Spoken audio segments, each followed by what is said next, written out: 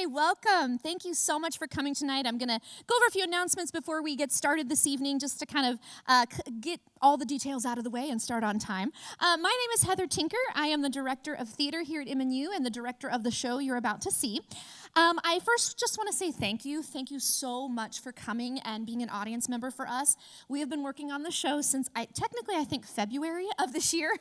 And obviously, it's gone through a lot of breaks, and we've had some different, we've had cast changes. We are so excited and grateful to put it on in front of an audience tonight. So we cannot say thank you enough for being here. And then also thank you to our live stream individuals who are watching. We appreciate you as well. Those of you who live far away, those of you who maybe just didn't feel comfortable coming out, thank you to all of you. So just again, thank you so much. I will say this, you know that tickets were free tonight, which is not something you find in theater a whole lot.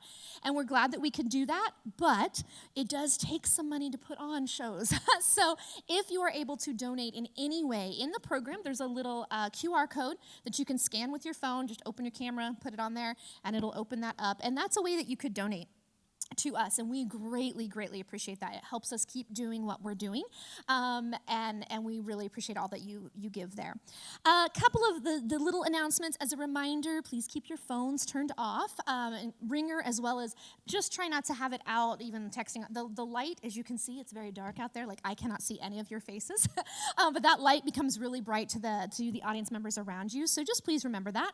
Also, emergency exits at the back where you came in, and then you can also see them on the side. So should there be an emergency, that's where you can head. And then, of course, with cameras, ask that you not have any flash photography as well, so as not to distract our actors as well as your audience members. Also, in terms of social distancing, we ask that you obviously keep your mask on throughout the duration of the show. We will have an intermission, a brief intermission, and of course, that's a great time if you need to go outside and have a little mask break. And then, of course, socially distance while you're in the theater. Most of you should have already done that, it looks like, from what I could tell. And then the other thing is we do ask that you just kind of limit gatherings afterwards or in the lobby, just so we don't have huge crowds of people super close together, trying to do our best to keep everything at a minimum and still get to do live theater. So we appreciate all that you guys are here for, just a few things like that. As I mentioned, we will have an intermission. Act 1 is quite a bit longer than Act 2, so just kind of, don't freak out if you're like, wow, that was long. Don't worry, Act 1 is longer than Act 2. And then I just kind of want to explain to you what you're about to see tonight. So you notice the stands across the stage here. This is what we're calling a fully staged reading.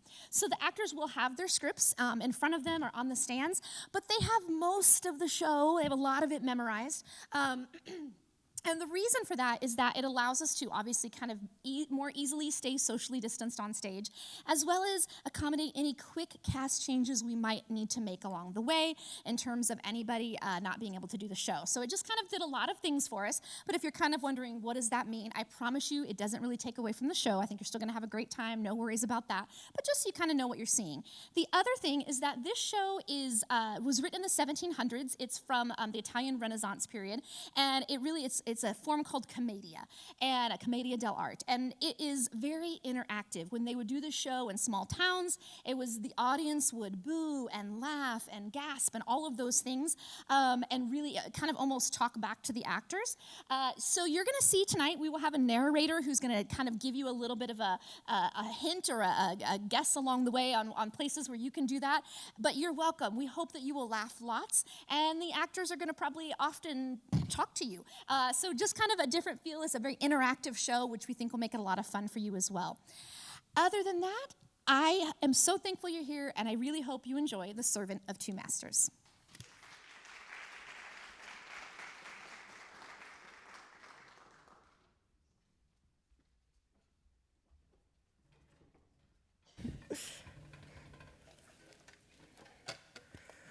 A room in the house of Pantalone. Here is my hand, and with it I give you my whole heart. Come, not so shy. Give him your hand, too. Then you will be betrothed, and very soon you will be married. Dear Silvio, here is my hand. I promise to be your wife. And I promise to be your husband. They take hands. Well done. Now that it's settled, and there's no going back on it. There's luck for you and me, just bursting to be married. You too shall be witnesses of this betrothal of my daughter Clarice to Signor Silvio, the worthy son of our good Dr. Lombardi. We will, sir, and I thank you for the honor. I was witness at your wedding, and now you're a witness to my daughter's. I have asked no great company of friends and relations, for the doctor, too, is a man of my sort. We'll have dinner together, and we'll enjoy ourselves. No one shall disturb us. What say you, children? Does that suit you? I desire nothing better than to be near my beloved bride. Yes, that's the best of all foods. My son is no lover of vanities. He is an honest lad. He loves your daughter and thinks of nothing else. Truly, we may say that this marriage was made in heaven. For had it not been for the death of Federigo Rasponi, my correspondent at Turin, you know, I had promised my daughter to him. I could not then have given her to my good son, Signor Silvio. I can call myself fortunate indeed, sir. I know not if Signora Clarice will say the same. You wrong me, dear Silvio. You should know if I love you. I should have married Signor Rasponio in obedience to my father, but my heart has always been yours. 'Tis true indeed. The will of heaven is wrought in unexpected ways. Pray, sir, how did Federigo Rasponi come to die? Poor wretch, I hardly know. He was killed one night on a cord of something about his sister. Someone ran a sword through him, and that was the end. That happened at Turin, sir. At Turin. Alas, poor gentleman. I'm indeed sorry to hear it. Did you know Signor Federigo? Indeed I did, sir. I was 3 years at Turin. I knew his sister, too, a fine, high-spirited young woman who dressed like a man and rode a horseback. And he loved her more than anyone in the world. Lord, who'd have thought it? Well, misfortune waits for us all. But come, let us talk no more of these sad things. Do you know what I have in mind, good Mistress Brigella? I know you love to show your skill in the kitchen. Now, I would have you make us a few dishes of your best. 'Tis a pleasure to serve you, sir. Though I say it that shouldn't, customers are always well contented at my house. They say there's no place they eat as they do there. You shall taste something fine, sir. Good, good. Then let us have something with plenty of gravy that we can sop our bread in. There is a knock at the door. Someone's knocking. Smeraldina, could you see who that is? Yes, sir. Sir, may I beg your leave? Wait, we're all coming. Let's hear who it is. Sir, there is a gentleman servant below who desires to give you a message. He would tell me nothing. He says he would speak to the master. Well, tell him to come up. We'll hear what he has to say. I'll fetch him, sir. May I not go, sir? Whither then, madam? I know not. To my own room? No, madam, no. You stay here. We can't leave these lovebirds alone just yet. Prudence above all things. My most humble duty to the ladies and gentlemen of the house. Oh, and a very fine company, too. Very fine indeed. And who are you, my good friend? And what is your business? Who is this fair gentlewoman? That is my daughter. Oh, I'm delighted to hear it. What's more, she is going to be married. Oh, I'm sorry to hear it. And who are you? I'm her maid, sir. Ah, I congratulate her. Come, sir, have you done with ceremony? What do you want with me? Who are you, and who sends you hither? Patience, patience, my good sir. 3 questions at once is too many for a poor man. I think the man's a fool. I think he's playing the fool. Now, is it you who are going to be married, or No, am I getting sir. that right? Will you tell me who you are, or will you go about your business? If you only want to know who I am, I'll tell you in 2 words. I am the servant of my master. Now, to go back to what I was Who saying... is your master? Well, you see, that's an interesting thing. He's a gentleman who desires the honor of paying his respects to you. Now, we must have a talk about this marriage. Who is this gentleman, I say? What is his name? Oh, that's a long story. Signor Federigo Rasponi of Turin. That's my master.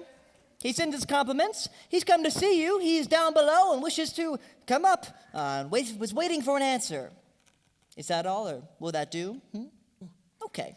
Let's begin again, shall we? Come here and talk to me. What the devil do you mean? Oh, and if you want to know who I am Trivelden Bertuccio from Bergamo. I really don't care who you are. Tell me again, who is this master of yours? I fear I didn't understand you rightly. Oh, a poor old gentleman. He must be hard of hearing. I said my master is Signor Federigo Rasponi of Turin! You must be mad. Signor Federigo is dead. Dead? Of course he's dead. Worse luck for him. The devil. My master dead? Well, I left him alive downstairs. You really mean he's dead? I tell you for an absolute certainty, he is dead. 'Tis the honest truth. He is dead. And we What? can have no doubt about it. My poor master, he must have met with an accident. Well, your very humble servant, sir. Can I do nothing more for you? If he's really dead, there's nothing more to do. But I'm going to go see if that's true or not. What are we to make of this fellow? Is he knave or fool? I really don't know. Probably a little of both. I should say he was just a zany. He comes from Bergamo. I can't think he is a knave. He's not such a fool, neither. I like that little blonde fellow. But what is this nightmare about Signor Federigo? If 'tis true indeed that he would be here, it would be the worst news for me. Oh, what nonsense! Did you not see the letters yourself? If he is here and alive after all, he has come too late. Gentlemen, gentlemen, I am surprised at you. Is that the way you treat a poor man? Is that the way you deceive strangers? Is it the behavior of a gentleman? I shall insist upon satisfaction. We must be careful. The man's mad. Come out with it. What have they done to you? To go and tell me that Signor Federigo Rasponi was dead. Well, what then?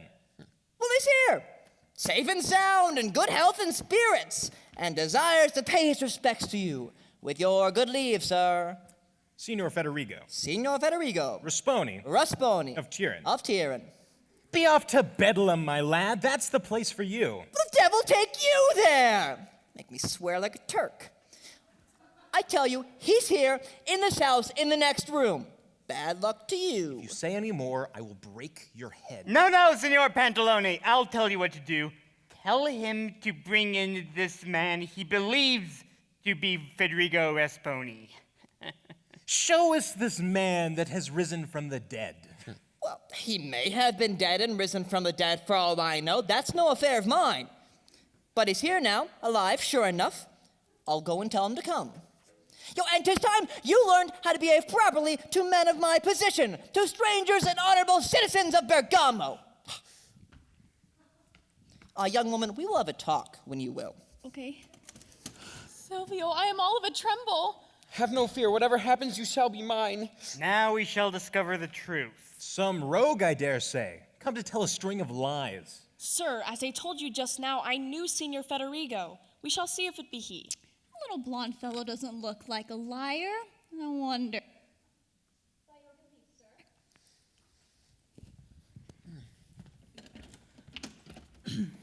Signor Pantalone, that courtesy which I have so much admired in your correspondence is but ill-matched in the treatment which I have received from you in person. I send my servant to pay you my respects, and you keep me standing in the street for half an hour before you condescend to allow me to enter. Ask your pardon, sir. But who are you? Your obedient servant, sir. Signor Federigo Rasponi of Turin. Extraordinary. What does this mean? This is not Signor Federigo. This is his sister Beatrice. Well, I rejoice to see you, sir, alive and in good health, after the bad news which we had received. I tell you, I'm not convinced quite yet. I know. 'Twas reported I was killed in a duel. Heaven be praised, I was but wounded, and no sooner was I restored to health than I set out for Venice, according to our previous arrangement. Well, I don't know what to say. You have the appearance of an honest man, sir, but I have sure and certain evidence proving that Signor Federigo is dead.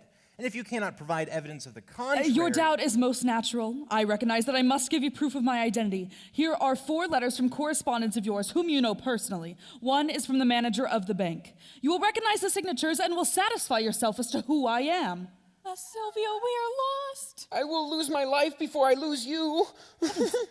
Brigella, how does she come to be here? If she betrays me, Friend, I think I know you.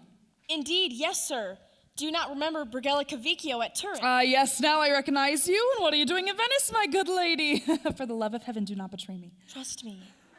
I keep an inn, sir, at your service. Oh, the very thing for me. As I have the pleasure of your acquaintance, I shall come to lodge at your inn. You do me honor, sir.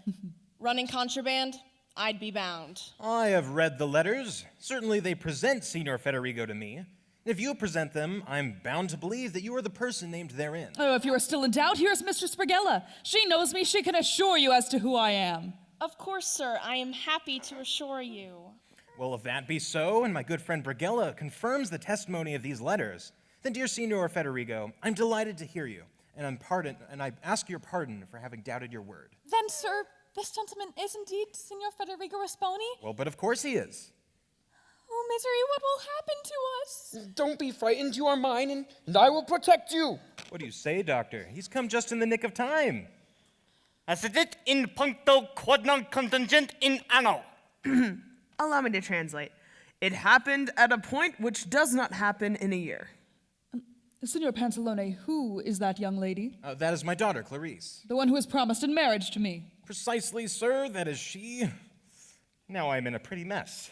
Madam, permit me to have the honor. Your most humble servant. Sir. She receives me somewhat coldly. You must forgive her. She is shy by nature. And this gentleman is a relative of yours. Oh, yes, sir. He's a nephew of mine. No, sir. I am not his nephew at all. I am the promised husband of Signora Clarice. Well said, my boy. Don't lose your chance. Stand up for your rights, but do nothing rash. What? You, the promised husband of Signora Clarice? Was she not promised to me?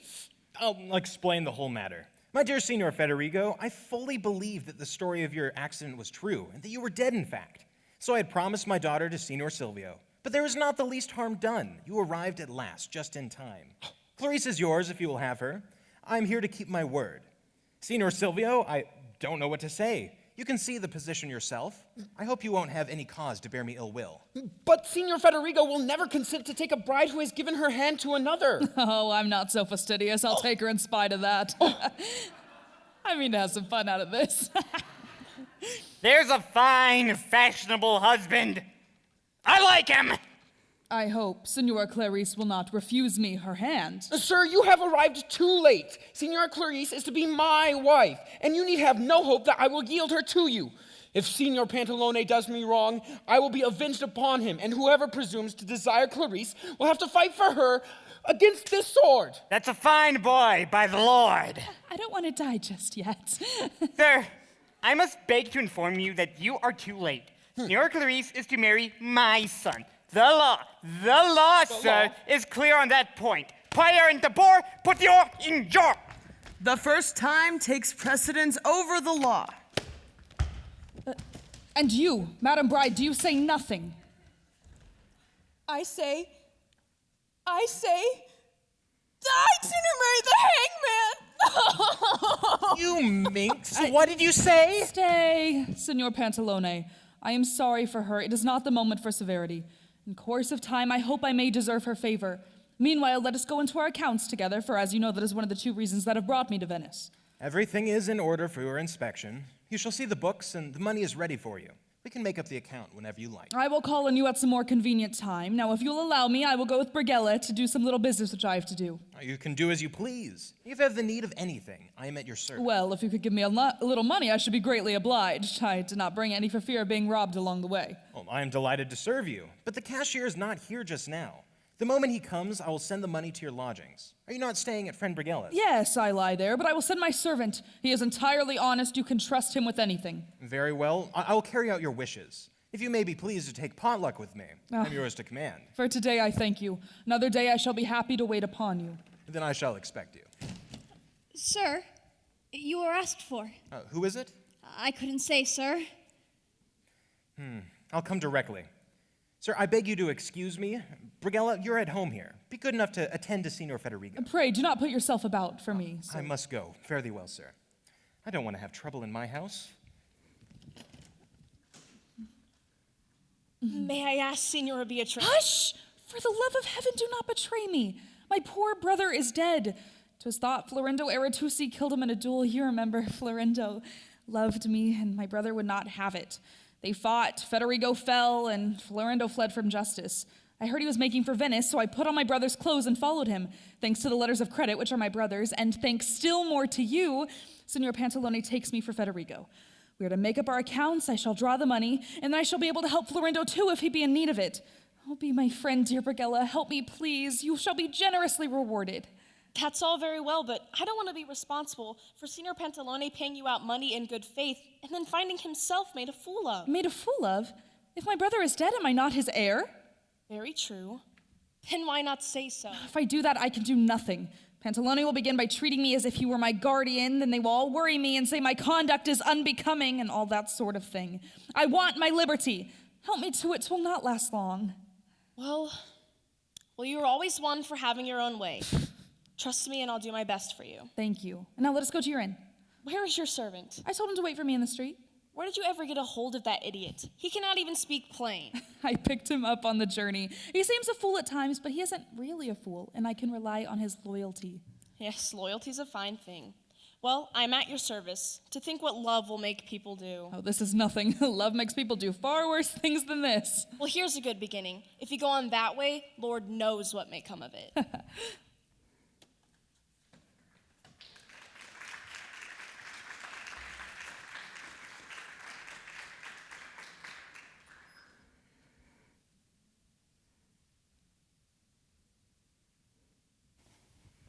A street with Brigella's Inn. Hi, Mom. No, we've talked about that. I'm sick of waiting. I can hold out no longer. With this master of mine, there's not enough to eat. And the less there is, the more I want it. The town clock struck 12 half an hour ago, and my belly struck 2 hours ago at least. If only I knew where we were going to lodge. See, with this master of mine, first thing we did, as soon as we came to a town, he left his trunk at the landing stage and went off to pay visits. Forgot all about his poor servant. When we serve our masters love, they ought to tell the masters to have a little charity toward their servants. Look, here's an inn. I've half a mind to go in and see if I can find somebody to tickle my teeth. But what if my master came to look for me? Though his own fault, he ought to know better. I'll go in.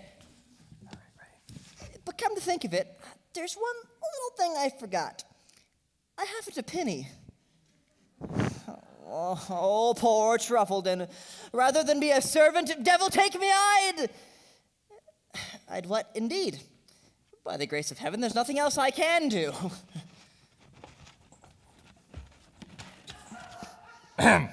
You're in my standing spot. Please, sir. I can go no farther. The weight's enough to kill me. Here's an inn. Cannot you carry it these first few feet? It's falling. I told you couldn't carry it. You're weak. You have no strength at all. Here's a chance for 6 pence. Sir, can I do anything for you? Ah, yes, my good man. Be so kind as to carry that trunk into that inn over there. Yes, sir, I can do that, sir. Let me take it, sir. Ooh, look, light as a feather, sir. See? Now that's how you do it. I can do this no more. I work as a porter for my misfortune, but I am the daughter of a respectable person. What did your father do? My father skinned lambs in the town. The maiden's mad. That will be all, thank you. Please, Your Honor. What do you want?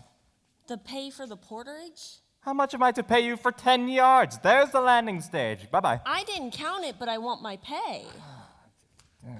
How do you feel about 2 cents? I want my pay. Oh, Lord, what obstinacy. Here, 2 cents more. I want my pay. Don't go and be hanged! Thank you. What a strange maiden. She was basically asking me to send her off. Well, let's see what this inn is all about. Oh, Everything's ready for you, sir. what's the lodging in here? Oh, 'tis a nice place. Good food, fine-looking glasses, and a kitchen with a smell of it that is very promising. You will be served like a king. What is your trade? A servant. Are you a Venetian? Not from Venice, but of the state. Have you a master now? At the moment, to tell you the truth, I have not. You, without a master? You see me, sir, I am without a master. My master's not here, so I tell no lies. Why don't you come and be my servant? Why not, if his terms are better? At any rate, for as long as I stay here in Venice. Very good, sir. How much will you give me? Well, how much do you want? I tell you, another master I had who is here no longer gave me a shilling a day and all found. Good. I'll pay you just as much. You must give me a little bit more, sir. How much more do you want? Halfpenny a day for snuff. I'll give you that and welcome. If that's so, I'm your man. But I should like to learn a little bit more about you. If you want to know all about me, you go to Bergamo. Anyone there can tell you who I am. Have you no one in Venice who knows you? Well, I only arrived this morning, sir. Well, I'll take you for an honest man. I shall give you a trial. You give me a trial and you shall see. First off, I am anxious to know if there are letters at the Turin post for me. Here is half a crown. Go down there and see if there are letters for Florindo Alettusi. If there are, take them and bring them here at once. Yes, that's real. I will wait here for you. Oh, meanwhile, you will order dinner, sir? Yes, well said, young one. I will order it. He is a wag. I like him. I'll give him this trial. A halfpenny more a day. That's 15 pence a month? 'Tis not true the other gentleman gave me a shilling. He gives me 6 pennies, or maybe 6 pennies make a shilling? I don't know. But he's nowhere to be seen. He's mad. He's a young fellow, without a beard, and without any sense neither. He can do about his business. I shall go to the post for my new master. That's a nice way to behave. Is that how you wait for me?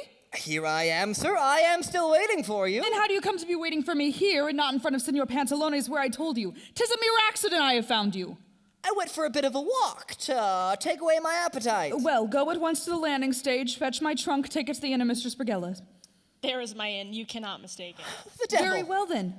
Make haste, and I will wait for you. In that inn? Here, you will go at the same time to the Turin post and ask if there are any letters for me. You may ask if there are letters for Federigo Rasponi and also Beatrice Rasponi. That's my sister. Some friend of hers might perhaps write to her, so be sure to see if there are either letters for her or for me.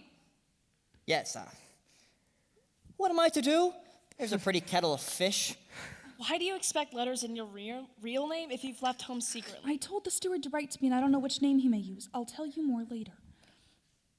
Make haste! Be off with you to the post and the landing stage. Fetch the letters and have the trunk brought to the inn. I shall be there. Are you the landlord? Yes, I am. You've behaved properly, and you need have no fear. I will do you well. There's luck. You know, there's many that look in vain for a master, and I have found 2. What am I to do? I can't wait upon them both. No, right? No. Maybe. No. Maybe. Ooh. No, stop it. That's too tempting. I could never. Well, why not? Wouldn't it be a fine thing to earn 2 men's wages? To eat and drink for 2? Oh, it would be a fine thing indeed, if neither of them found out. But what then? If one sends me away, I'll just stay with the other. It'd be a fine thing indeed. I'll try it. If it lasts but a day, I swear I'll try it. Now, I will go to the post for both of them. Ho there, buddy. That is the servant of Federigo Rasponi. My good man. Sir? Where is your master? My master? In that inn there. Go and tell him at once that I wish to speak to him. If he be a man of honor, let him come down here. At once. My dear sir, here's the thing. Go at once, I say. But I must tell you. Don't answer me, or by heaven, I'll chop. Which one do you want? At once, I say, or I'll beat you.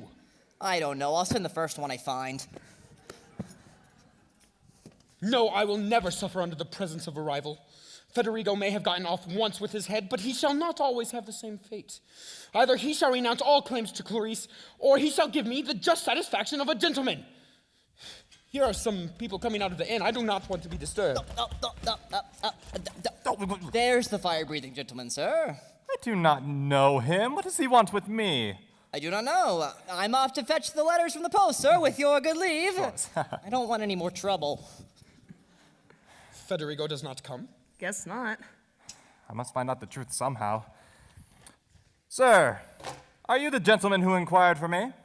I, sir? I have not even the honor of your acquaintance. But that servant who had just gone told me that, with a loud and threatening voice, that you may dare challenge me. He misunderstood, sir. I said I wished to speak to his master. Oh, very well then. I am his master. You are his master? Yes, he is in my service. Then I ask your pardon again, sir. Either your servant is exactly like another, whom I saw this morning, or he waits on another person. You may set your mind at ease, he waits on me. If that be so, sir, I ask your pardon again. No harm done, mistakes often occur. Are you a stranger here, sir? From Turin, sir, at your service. The man whom I would have provoked was from Turin. Then perhaps I may know him. If he has given you offense, I shall gladly assist you to obtain just satisfaction. Do you know one Federico Rasponi? I knew him only too well. He makes claim on the strength of her father's word to the lady who this morning swore to be my wife. My dear friend, Federico Rasponi cannot take your wife away from you. He is dead. Yes, we all believed that he was dead, but this morning he arrived in Venice safe and sound. Sir, you petrify me. Exactly, I was petrified myself. I assure you, Federico Rasponi is dead. And I assure you that Federico Rasponi is alive. Take care, you are not deceived. Signor Pantalone, the young lady's father, has made all possible inquiries and is in possession of incontestable proofs that Federico is here in person. Then he was not killed in the duel as everyone believed.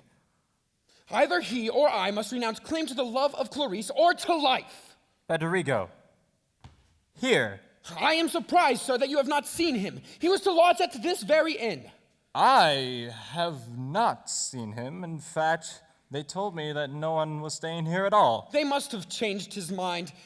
Forgive me, sir, if I have troubled you. If you do see him, tell him that for his own welfare he must abandon the idea of this marriage. Silvio Lombardi is my name, and I am your most obedient servant, sir. I shall be greatly pleased to have the honor of your friendship. What was your name again, sir? Oh, I must not discover myself. Your servant, sir, Orazio Ardente. Orazio Ardente. Signor Orazio, I am yours to command.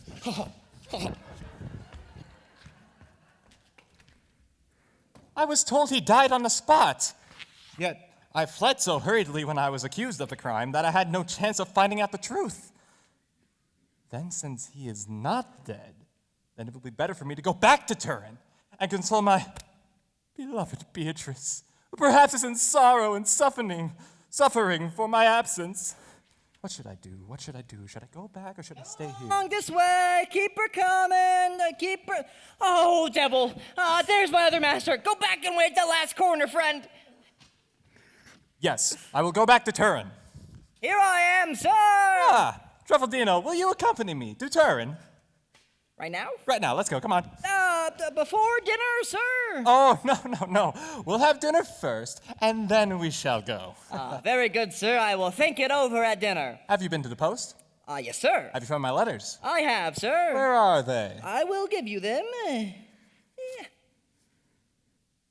The devil. I've mixed up one master's letters with the other. How shall I find out which are which? I can't read. Well, why don't you come give me my letters? Directly, sir. Here's a muddle. Sir, I must tell you. These 3 letters are not all for your honor. I met a servant who I was with service in a while ago at Bergamo. I told him I was going to the post, and he asked see if there was anything for his master. I think there was 1 letter, but I don't know which one it was. I better just give him over here. I'll keep mine, and I'll give you the other back. Very good, sir. I only wanted to do my friend a good turn. Let's see. Here we go. Florindo Artuzzi. Yes, all right. Florindo Artuzzi, yes. Beatrice Rasponi. What's this? A letter to Beatrice Rasponi? Beatrice Rasponi from Venice? Did you find the one that belongs to my mate? Who is this mate of yours that asked you to do this for him? Oh, he's a servant. His name's Pascal.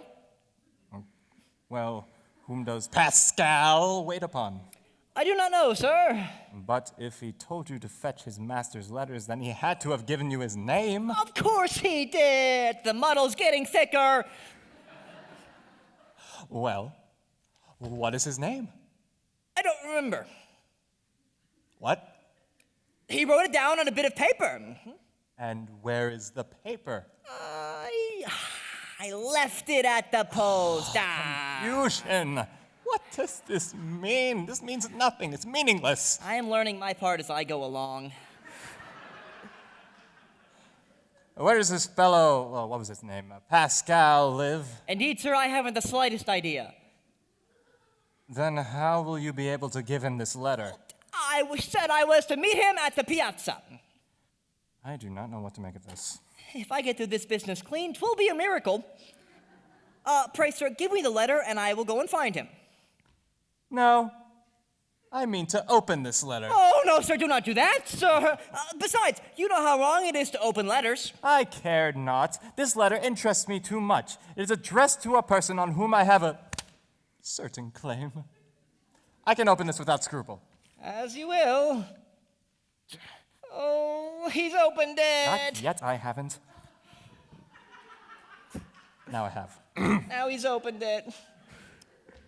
Madam, your departure from this city has given rise to much talk, and all understand that you have gone to join Signor Florindo, that's me. The Court of Justice has discovered that you have fled in man's dress and intends to have you arrested. Oh no. I have not sent this letter by the courier from Turin to Venice, so as not to reveal the place whither you were bound, but I have sent it to a friend at Genoa to be forwarded to Venice. Oh, that's smart. If I have any more news to tell you, I will not fail to send it by the same means. Your most humble servant, Antonio. Well, there's a fun way to go about things, reading other people's mail. What is this? What is all this? Beatrice has left home in man's dress to join me?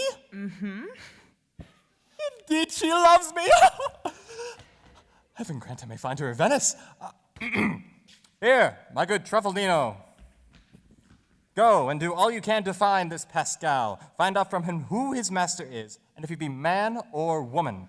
Find out where he lodges, and if you can, bring him here to me, and both he and you will be handsomely rewarded. Give me the letter, sir, and I will go find him. There it is. I count upon you. This matter is of infinite importance to me, you know.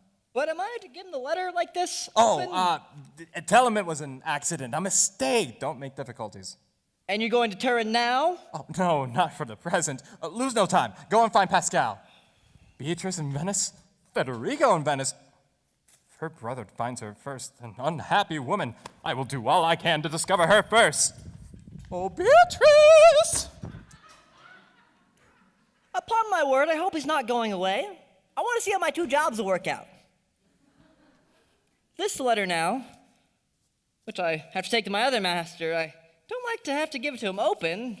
I must try and fold it again. He tries various extremely awkward folds. What about something like... Not quite, no. No? Okay. How is... Oh, there it is!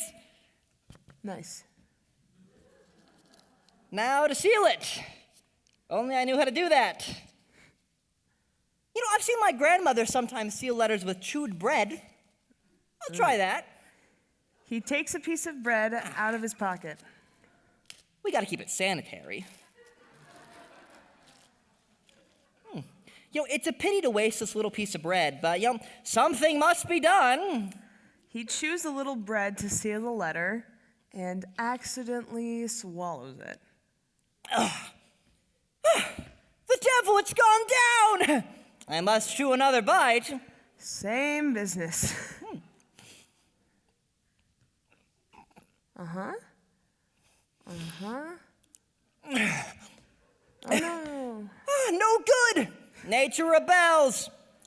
I'll try once more. He chews another piece, and he would like to swallow the bread, but he restrains himself and with great difficulty removes the bread from his mouth. He seals the letter. Aha! You know, I think that looks quite well. I'm always one for doing things cleanly. I've forgotten the porter! Friend, come hither! Take the trunk upon your shoulder!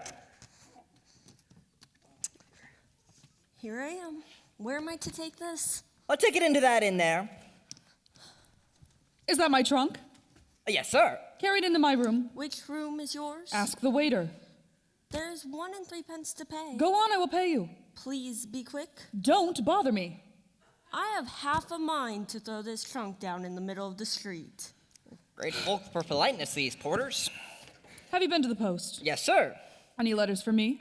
One for your sister. Good, where is it? Here. This letter has been opened. Opened? No! That's impossible! Yes, opened and then sealed with bread. Can't think how that could have happened. You can't think? Rascal, who has opened this letter? I must know. Sir, I tell you, I'll confess the truth. We are all liable to make mistakes. At the post, there was a letter for me. I can't read much, so by mistake, I opened yours instead of mine. I ask your pardon. If that was all, there's no great harm done. Tis true, on the word of a poor man. Have you read this letter? Do you know what is in it? Oh, not a word. I can't read the handwriting. Has anyone else seen it? Oh! Take care now. Sir! I hope he's not deceiving me. Well, that's all put straight. Antonio is a faithful servant, and I am much obliged to him. Listen, I have some business to do close by. Go into the inn, open my trunk. Oh, there's my key. Unpack my things. When I come back, we will have dinner. I've seen nothing of Signor Pantalone, and I'm anxious to have my money. Come, that all went well. No, it couldn't have gone better. I think a great deal more of myself than I did before. Is your master in the house? No, he is not here. Do you know where he may be? Not that neither. Is he coming home for dinner? I suppose so. Good. As soon as he arrives, give him that purse of 100 guineas. I cannot stay. I have business to attend to. Good day, sir. A good day to you, too. Wait, which of my masters am I to give it to? Ah, Truffaldino. Have you found Pascal? No, sir. Didn't we say I was to look for him after dinner? But I did have a gentleman who gave me a purse with 100 guineas in it. 100 guineas. What for? Tell me truly, sir, were you expecting any money? Yes, as a matter of fact, I had presented a letter of credit to a merchant. Oh, but then this money will be for you. Well, what did he say when he gave it to you? That I was to give it to my master. That of course it is mine. Am I not your master? What doubt could this guy have? Yes, but what about the other one? And you do not know who gave you this money? No, sir, I don't. I think I've seen the face somewhere, but I couldn't exactly remember where. Well, it'll have to have been the merchant to whom I had a letter. Oh, yes, of course, sir. And you won't forget Pascal now, will you? Find him after dinner. Then come and let us order our meal. We will. Lucky I made no mistake this time. I've given the purse to the right one.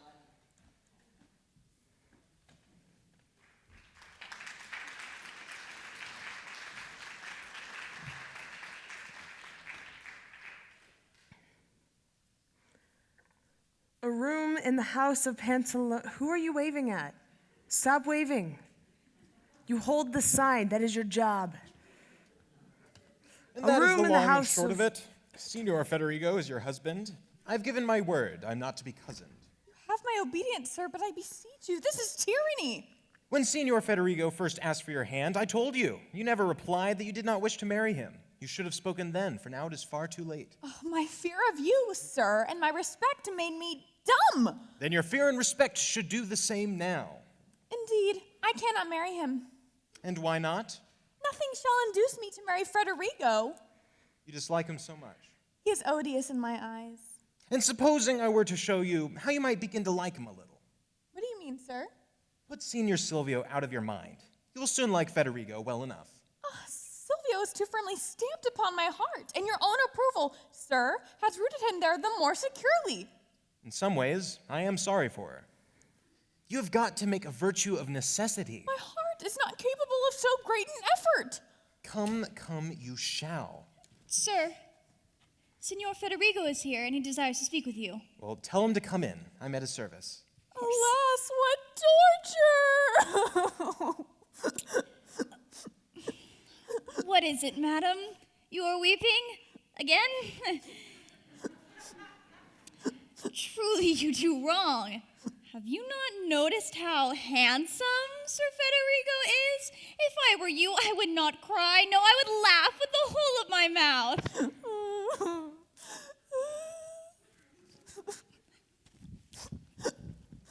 Child, you must not be seen crying. But I feel my heart bursting. My respects to Signor Pantalone. Sir, did you receive a purse with 100 guineas in it? No? But I gave it to your servant just now. You told me he was a trustworthy man. Yes, indeed, there is no danger. I did not see him. He will give me the money when I come home again. What ails Signora Clarice that she is weeping? Dear Signor Federigo, you must have pity on her. The news of your death was the cause of this trouble. I hope it will pass away in time. Do me a kindness, Signor Pantalone. Leave me alone with her for a moment to see if I cannot obtain a kind word from her. With pleasure, sir. I will go and come back again. A child, stay here. I will return directly. You must entertain your promised husband a while. Be careful. Signora Clarice, I beg you. Stand away! And do not dare to importune me. So severe with him who is your destined husband. They may drag me by force to the altar, but you will only hold my hand and never my heart. You disdain me, but I hope to appease you. I shall abhor you to all eternity. But if you knew me, you would not say so. I know you well enough as the destroyer of my happiness. But I can find a way to comfort you. You deceive yourself. The only one who can comfort me is Silvio. 'Tis true I cannot give you the same comfort your Silvio might. But I can at least contribute to your happiness. I think it is quite enough, sir, that although I speak to you as harshly as I can, you should continue to torture me. Oh, poor girl, I can't bear to see her suffer. I'm so angry. I don't care how rude I am. Signora Clarice, I have a secret to tell you. I make no promise to keep it. You had better not tell me. Your severity deprives me of the means to make you happy. You can never make me anything but miserable. You are wrong, and to convince you, I will speak plainly. You have no desire for me. I have no use for you. You have pledged your heart to another. I, to another, have already pledged my heart. Oh, now you begin to please me. Did I not tell you I knew how to comfort you? I feared you would deceive me. Nay, madam, I speak in all sincerity, and if you promise me that discretion which you refused me just now, I will confide to you a secret which will ensure your peace of mind. I vow I will observe the strictest silence. I am not Federigo Risponi, but his sister, Beatrice. What? I'm amazed. You a woman? I am indeed. Imagine my feelings when I claimed you as my bride. And what news have you of your brother? He died. Oh. Yeah, by the sword. A lover of mine was thought to have killed him, and 'tis he who I'm seeking now in these clothes. I beseech you by all the laws of friendship not to betray me. Won't you let me tell Silvio? No. On the contrary, I forbid you absolutely. Well, I will say nothing. Remember, I count upon you. You have my promise. I will be silent. Now, I hope you will begin to treat me more kindly. I will be your friend indeed, and if I can be of service to you, dispose of me. I too swear eternal friendship to you. Give me your hand. I don't quite like. Are you afraid I'm not a woman after all? I'll give you proof positive. It all just seems like a dream to me. 'Tis a strange business. It is indeed fantastic. Come, I must be going. Let us embrace in sign of honest friendship and loyalty. They embrace. There. I doubt you no longer. Well done, well done. I congratulate you. You've been very quick in adapting yourself. Now, did I not tell you, Signor Pantalone, that I should win her round? Magnificent. You've done more in 4 minutes than I could do in 4 years. I'm in a worse tangle than ever. We'll have the wedding at once. Pray, do not be in too much haste, sir. Holding hands on the sly and kissing, then no haste about it. No, I don't want you to get yourself into trouble. You shall be married tomorrow. Signor Pantalone, it will be necessary, first of all, to arrange the settlement, go into our accounts. We can do all of that. That'll take a mere hour. Sir, I beseech you. I'm going straight away to have a word with Signor Silvio. Oh, for the love of heaven, do not anger him. Do you want 2 husbands? Not exactly, but... But me no buts. 'Tis all settled, your servant, sir. Listen, sir. You are husband and wife. Had you not better... We can talk about it in the morning. Beatrice, 'tis worse than it was before. Oh.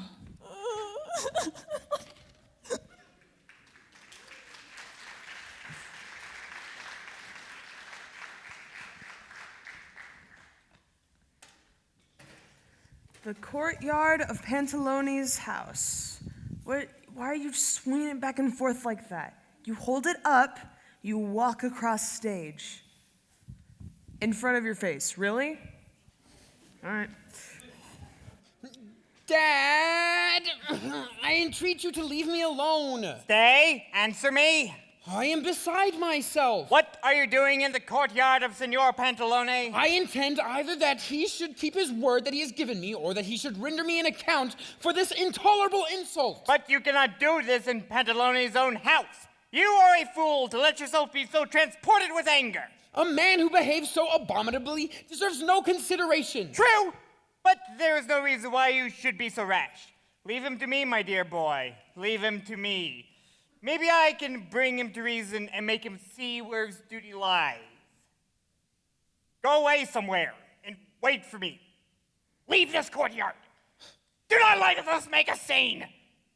I'll wait for Senor Pantalone. But, sir, I will have you obey me. I obey you, Father. I will go. Speak to him. I wait for you at the apothecary's. But if Senor Pantalone persists, he will have to settle with me. Poor dear boy. I feel truly sorry for him. Senor Pantalone ought never to have led him on so far before he was quite certain that the man from Turin was dead. I must see him quietly. I must not let my temper get the best of me. What is the doctor doing in my courtyard? Oh, Senor Pantalone, your servant.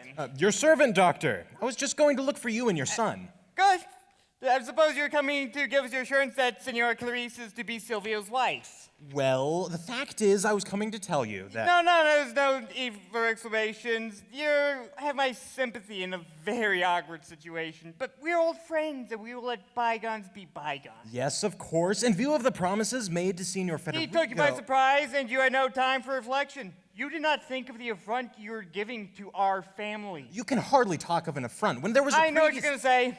It seemed at first sight, out of the question, that your promise to the Turin gentleman could be repudiated because of the formal contract. But that was a contract merely between you and him, whereas ours is confirmed by the girl herself. Very true, but and as you know, in matrimonial cases, consensus et non concupitus facit verum. Consensus, and it embraces a woman. I am no Latin scholar, sir, but I must... And girls must not be sacrificed. Have you anything more to say? I have nothing more to say. Have you finished? I have finished. May I speak? You may. My dear doctor, with all of your As regards to the dowry, we can easily arrange matters. A little more or a little less, it'll make no difficulty. I must begin all over again. Will you allow me to speak? With pleasure. I must tell you, I have the greatest respect for your legal learning, but in this case, it does not apply.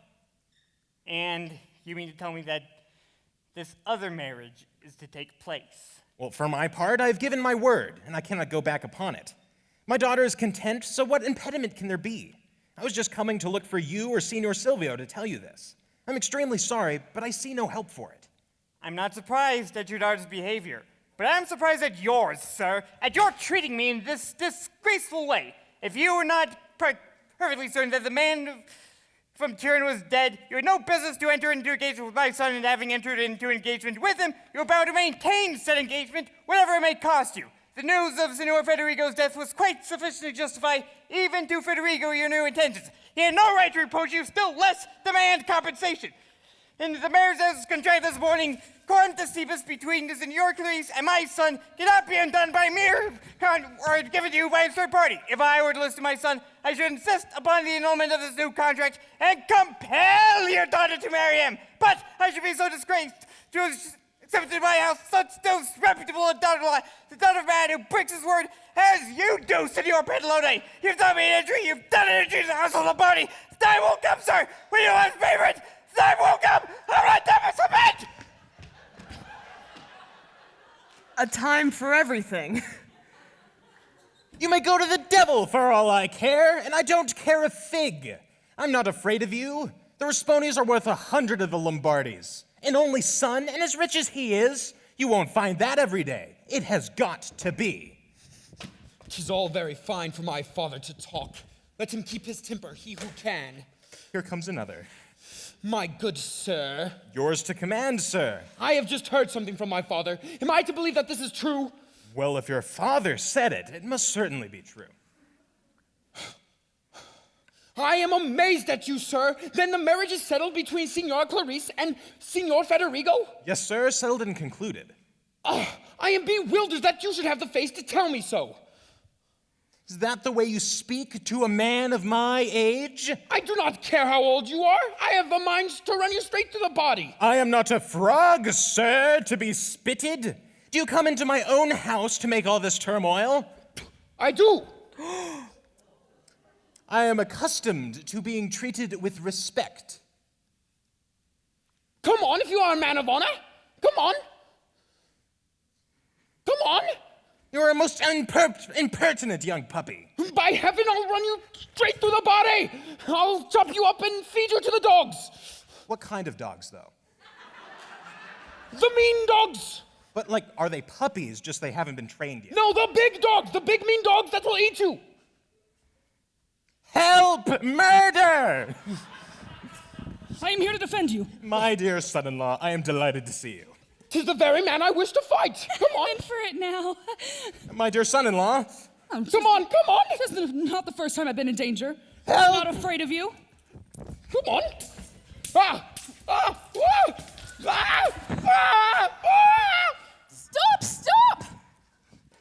Fair Clarice, at your request, I grant Silvio his life, and in consideration of my mercy, I beg you to remember your oath. Dear Silvio, are you hurt? Dear Silvio? Dear Silvio? You faithless deceiver, dear Silvio? To a lover disdain to a betrayed husband, dear Silvio? No, Silvio, I do not deserve your reproaches. I love you, I adore you, I am indeed faithful. Oh, lying jade, faithful to me, forsooth! You call that fidelity to plight your troth to another? I never did so, nor will I ever. I will die rather than desert you. I heard just now that you have given your oath. What? My oath does not bind me to marry him. Then what did you swear? Dear Silvio, have mercy on me. I cannot tell you. Why not? Because I am sworn to silence. Innocent people have no secrets. Indeed, I should be guilty if I spoke. That proves your guilt. Innocent people have no secrets. I should be guilty if I spoke. And to whom have you sworn this silence? To Federigo. And you will observe it so jealously? I will observe it rather than be a perjuress! You tell me you do not love him? He's a fool that believes you. I do not believe you, you cruel deceiver. Be gone from my sight. I did not love you. I shouldn't have run hither in all my haste to save your life. Then I loathe my life if I must owe it to one so ungrateful. I love you with all my heart. And I abhor you with all of my soul. I will die if you are not to be appeased. I will sooner see you dead than ungrateful. Then you should have that satisfaction. Yes, that sword should avenge my wrongs. Are you so cruel to your Clarice? It 'twas you that taught me cruelty. Then you desire my death? I know not what I desire. I do. Stop! What on earth are you doing? And you dog, you would have let her die? Have you the heart of a lion, of a tiger, of a bear?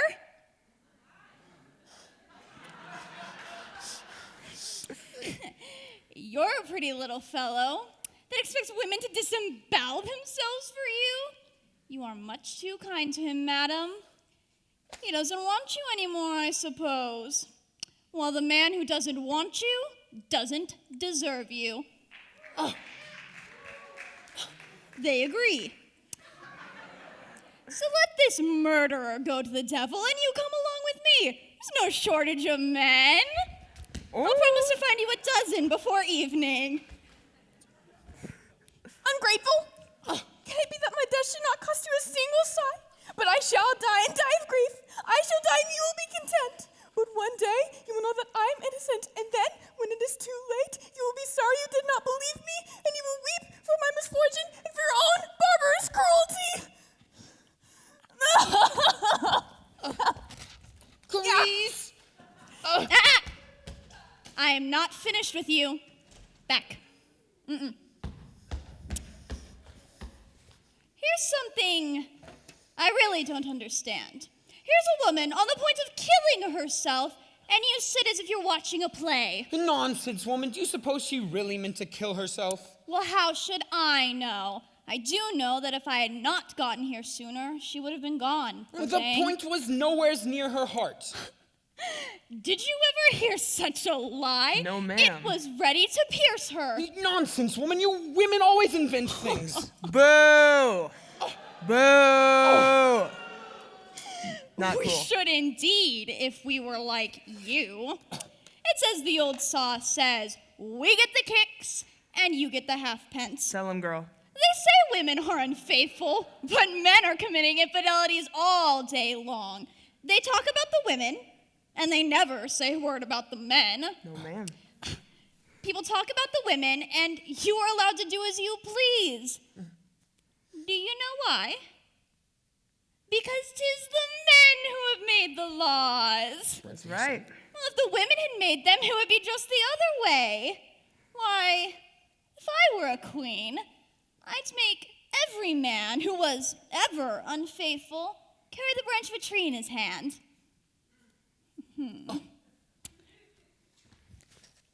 And I know all the towns would look like forests. Yes, ma'am.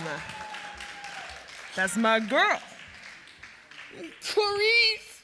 Clarice faithless? Clarice a traitress? Her pretense at suicide was a trick to deceive me. But though fate made me fall before my rival, I will never give up the thought of revenge. That wretch shall die, and Clarice shall see her lover wallowing in a pit of his own gore. Woe to me!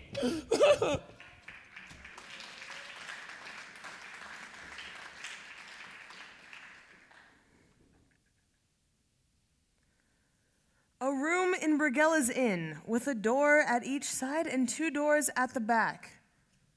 Why are you so grumpy? Give us a little smile. Cute.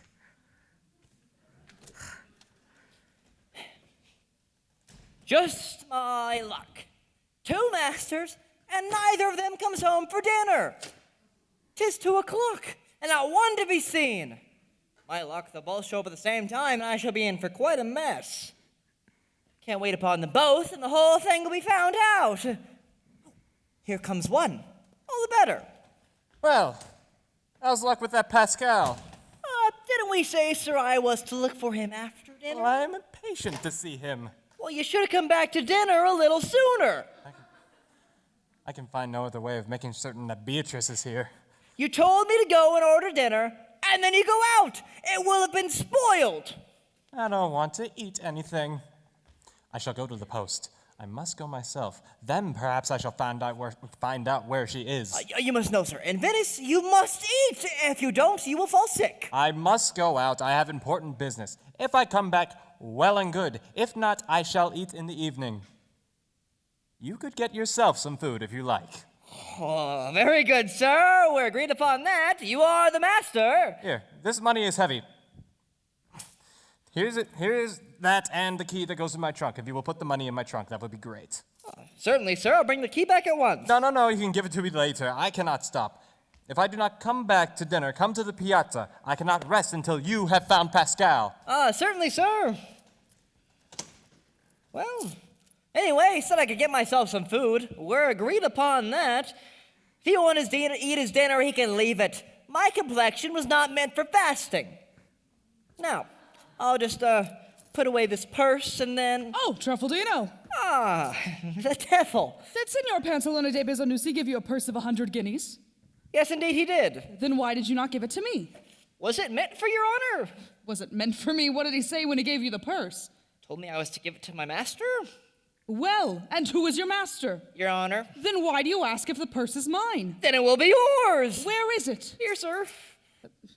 Is the money all there? I never touched it, sir. I shall count it. I made a mistake over the purse, but that puts it right. What would the other gentleman say? Well, if it wasn't his in the first place, he'll say nothing at all. Is the landlord in? Yes, sir. Tell her I shall have a friend to dinner with me, and she must get it ready as soon as ever she can. What do you want for dinner, sir? How many dishes? Oh, Senor Pantalone de Bezonusi is not a man who expects a great deal. Tell her to give us 5 or 6 dishes, something good. You leave it to me, sir? Yes, you order it. Do the best you can. I'm going to fetch the gentleman. He's not far off. See that all is ready by the time we come back. You shall see how they serve you here. Look, take this paper, put it in my trunk. Be careful with it. 'Tis a bill of exchange for 4,000 crowns. Be sure of it, sir. I'll put it away at once. See that everything is ready. Poor old Senor Pantalone. I gave him a terrible fright. I must try to cheer him up a little. Now's the time to do myself proud. 'Tis the first time this master of mine has told me to order him a dinner. I will show him I'm a man of good taste. I'll just put away this paper and No, I'll put it away afterwards. I must not waste time. Oh, there! Is nobody at home? Call Mistress Brigella. Tell her I want to talk to her. No? Can you do anything? I can try. Brigella! Oh, that worked. What is it, Signor Chuffleton? What can I do for you? Oh, my master has a gentleman to dine with him. He wants a good dinner, and that quickly. Do you have enough in the kitchen? I always have plenty of anything. In half an hour, I can put out any sort of dinner you like. Very well, then. What will you give us? For 2 persons, we shall have 2 courses of 4 dishes each. Will that do? He said 5 or 6 dishes. Better make it 6 or 8. Oh, what will you give us? For the first course, I shall give you soup, fried, a boiled, and a fricandeau. 3 of the dishes I know, but I do not know the last. 'Tis a French dish, a ragout. Very tasty indeed. Very well, that will do for the first course. Now the second. For the second course, the roast, the salad, a meat pie, and a trifle. A trifle? My master and his guests are men of substance. They won't be satisfied with a mere trifle. A trifle indeed. You don't understand. I said a trifle. That's an English dish, a pudding, my very own specialty. There's not another person in Venice knows how to make it. Oh, well, I dare say that will do. But how are you going to arrange the table? Oh, that's easy enough. The waitress will see to that. No, my good friend. Laying a table is a very important part of the dinner. Have the table properly laid. Well, you might put the soup here, the fried there, here the boiled, and there the fricandeau. I don't like that. Don't you put anything in the middle? Then we should want 5 dishes. Good, then let us have 5. We can put the gravy in the middle. No, friend. You can't put gravy in the middle. Soup always goes in the middle. Then the meat on one side and the gravy on the other. Lord, no, that won't do. You innkeepers may know how to cook, but you know nothing about butlering. Now, I will show you. He kneels down on one knee, one knee, and points to the floor. Now, suppose this is the table. I will show you how we arrange it. Here in the middle, the soup. He tears off a piece of the bill of exchange and puts it on the floor to represent a dish. Now, the boiled meat. Same business. Here, the fried opposite. Same business. Here we put the gravy, and there the, what do you call it? I think that looks rather nice. 'Twill do. But you have put the gravy too far away from the meat. Well, we must see if we can't put it a little nearer. How's that? I think that looks fantastic. What are you doing on your knees? I was just showing Brigella how to lay the table. What is that paper? Oh, the bill of exchange he gave me. That is my bill of exchange! I will stick it back together, sir. You rascal! Is that the way you look after my things? Things of such value, too, you deserve a good thrashing. What say you, Signor Pantalone? Have you ever seen such a piece of folly? To tell you the truth, I cannot help but laughing. 'Twould be a serious matter if it would not be mended. I can just write you out another one. But just think if the bill had been made out not here, but in some place a long way up. You ignorant fool! This has all come about because Brigella doesn't know how to lay a table. He finds fault with everything I do. I'm a man that knows his business. Go away. Things must be done properly. Be off, I tell In you. the matter of pantry work, I will give way to the first butler in the land.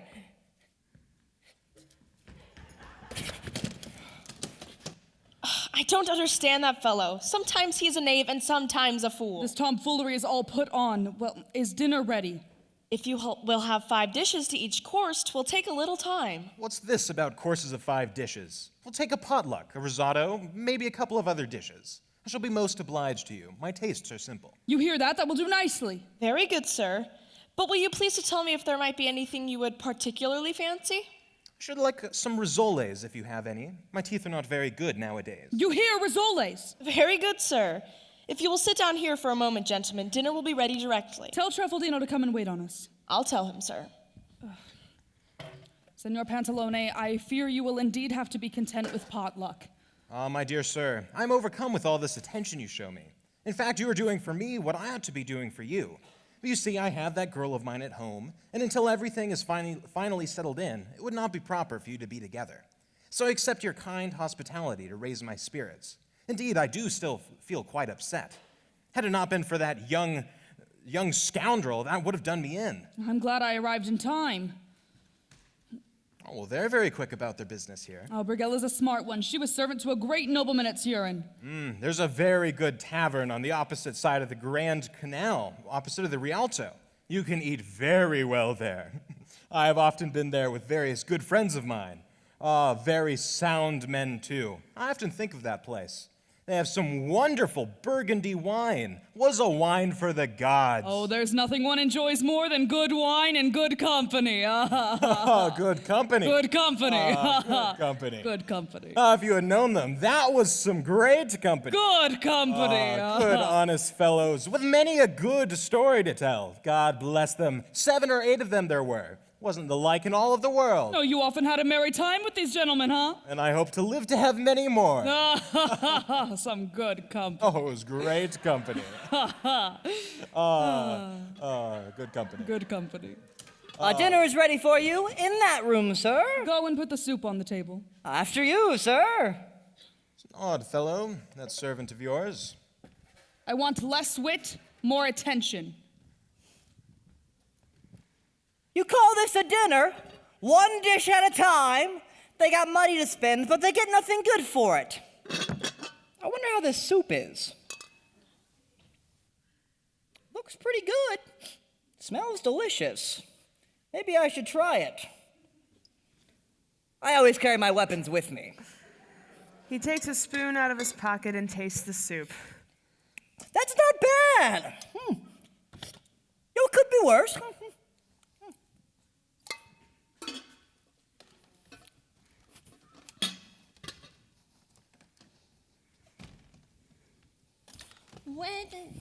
There he is. Here I am, friend. What have you got for me? A boiled meat. There's another dish to follow.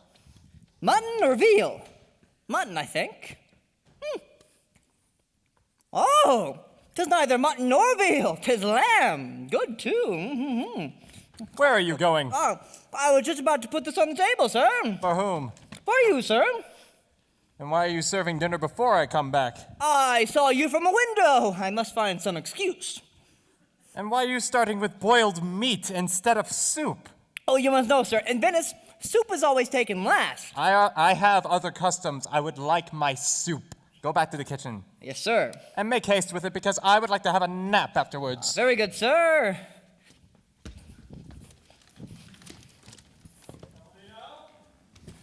Truffaldino, am I to be kept waiting? Coming, sir. Quick, go and get the stuff for the other room. The other gentleman has arrived. Bring the soup at once. Directly. Now, what might this be? This must be the frickin' dough. Oh, that's not half bad. That's pretty good, by my word.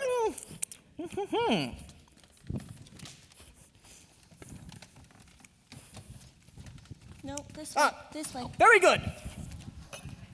They're lively as kittens. You know, if I can manage to wait at table at 2 masters at once, it'll be a great accomplishment indeed. Quick, the soup! You look after that table, and we'll look after this one.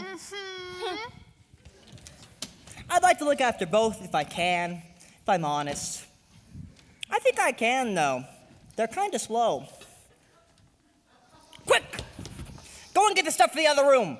The other gentleman has arrived. He wants to wait on everything. He's a strange little fellow. That's fine. Let him wait on everyone. I'll have to get my tip all the same. Yes, Truffledino! Your master's calling. Coming, sir!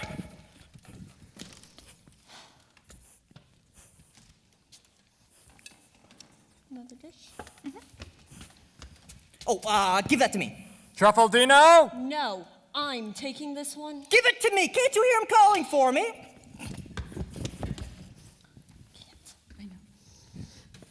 Who does that? He wants to do just everything. I don't think he can wait on two masters. But who knows? Maybe he'll succeed. Maybe. Who can say? I would take those in, but I don't want to have words with that fellow. Me neither. Here, Master Jack of all trades. Take these rissoles to your master. Risoles? Risoles. The rissoles he ordered? Oh, fine. Now, which the devil of my two masters could have ordered them? If I go to the kitchen and ask, they'll begin to suspect. If I take them to the one that didn't order them, then the one that did will ask about them, and I shall be found out. What am I to do? Oh, I know. I'll divide them up. I'll take half to each. There's 4, and there's 4. Well, there's one left over. So the energy is down. I will. Well, who's to have that? You? No, we mustn't cause ill feeling. And you know the plague. I'll have it. That's quite good, by my word.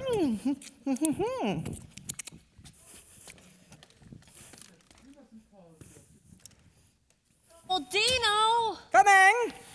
Here, take this pudding. Wait a moment, I'm coming. Wait, that's not right. The rissoles belong there. Oh, I know they do. I've taken them to my master, and he sends these 4 as a courtesy to this gentleman. Oh, I see. They know each other. Friends, you might say. They might as well dine together. Here, What's this affair? the English pudding Pudding? For who? for your master. Oh. Smells delicious. You know, it looks just a little bit like polenta. Oh, if it is polenta, that would be good indeed. It's not polenta, but it's very much like it. Much better than polenta. Truffledino! Coming, sir. Truffledino! Coming, sir. Wonderful stuff. Just one more mouthful, and then I'll go.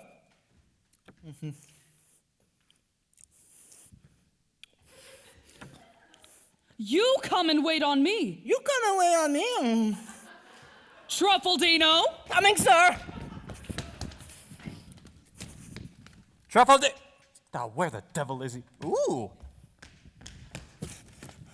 Sir. Hey! Where have you been? I was just about to fetch the next dish. Is there nothing more to eat? I'll go and see. And make haste of it, because I would still like to have my nap. Yes, sir. Waiters, is there anything more to come? I'll just put this pudding aside for myself.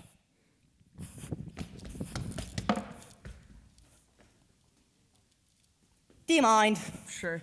Why not? Here's the roast. Quick, the dessert! Lord, what a fluster in a moment. Now I take the roast to this gentleman.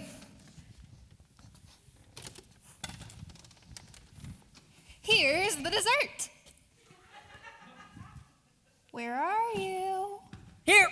Here's the dessert. There. Anything more? Wait! He jumps about here and there like the devil himself. Like the devil? I'm Truffledino. I eat other people's food. Anything over here? That will do. They're all content. They want nothing more. Glad to hear it. Well, now lay the table for me. In a minute. In a minute. And now for my pudding. Hurrah! They're all content. I've made it through. They want nothing more. I have successfully waited at table on 2 masters at once, and neither of them suspects anything about the other. But if I have waited at table for 2, now I shall dine for 4.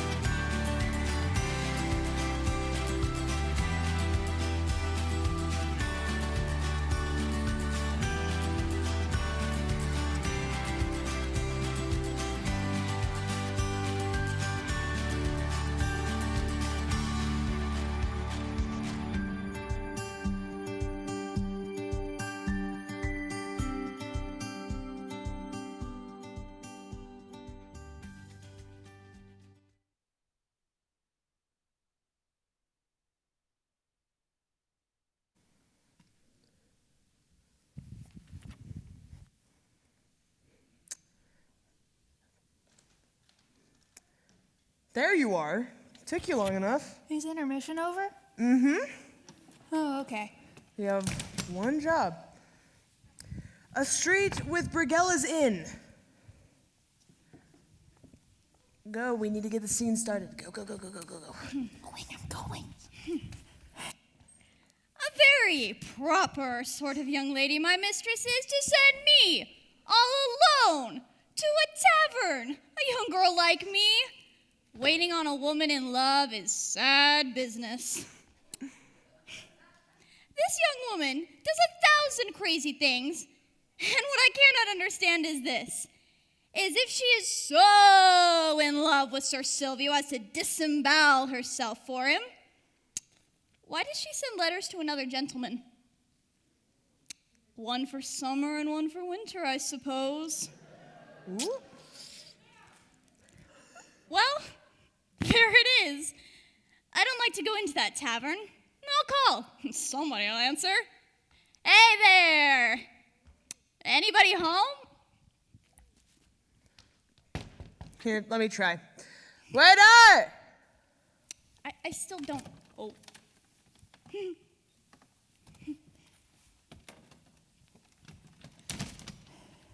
Now, young woman, what do you want? I feel thoroughly ashamed. Tell me, a certain Federico Rasponi lodges here, does he not? Yes, indeed. He has just this moment finished dinner. I have something to say to him. A message? You can come inside. And what sort of a girl do you take me for? I am the waiting maid of the lady he is to marry. Well then, pray, step this way. Oh, but I don't like to go in there. Do you expect me to bring him out into the street for you? That would not be at all the right thing. More especially as he has Signor Pantalone de Bisognosi with him. My master! Oh, worse and worse. I will not go in. Send his servant if you like. The little blonde man? Exactly so. Yes, do send him. I understand. She fancies the little blonde man and is ashamed to come inside. She is not ashamed to be seen with him in the middle of the street. If the master sees me, whatever shall I say? I'll tell him I came to look for him. That'll do nicely. I'm never short of an answer. Who sent for me? I did, sir. I ask pardon if I have troubled you. Oh, not a bit.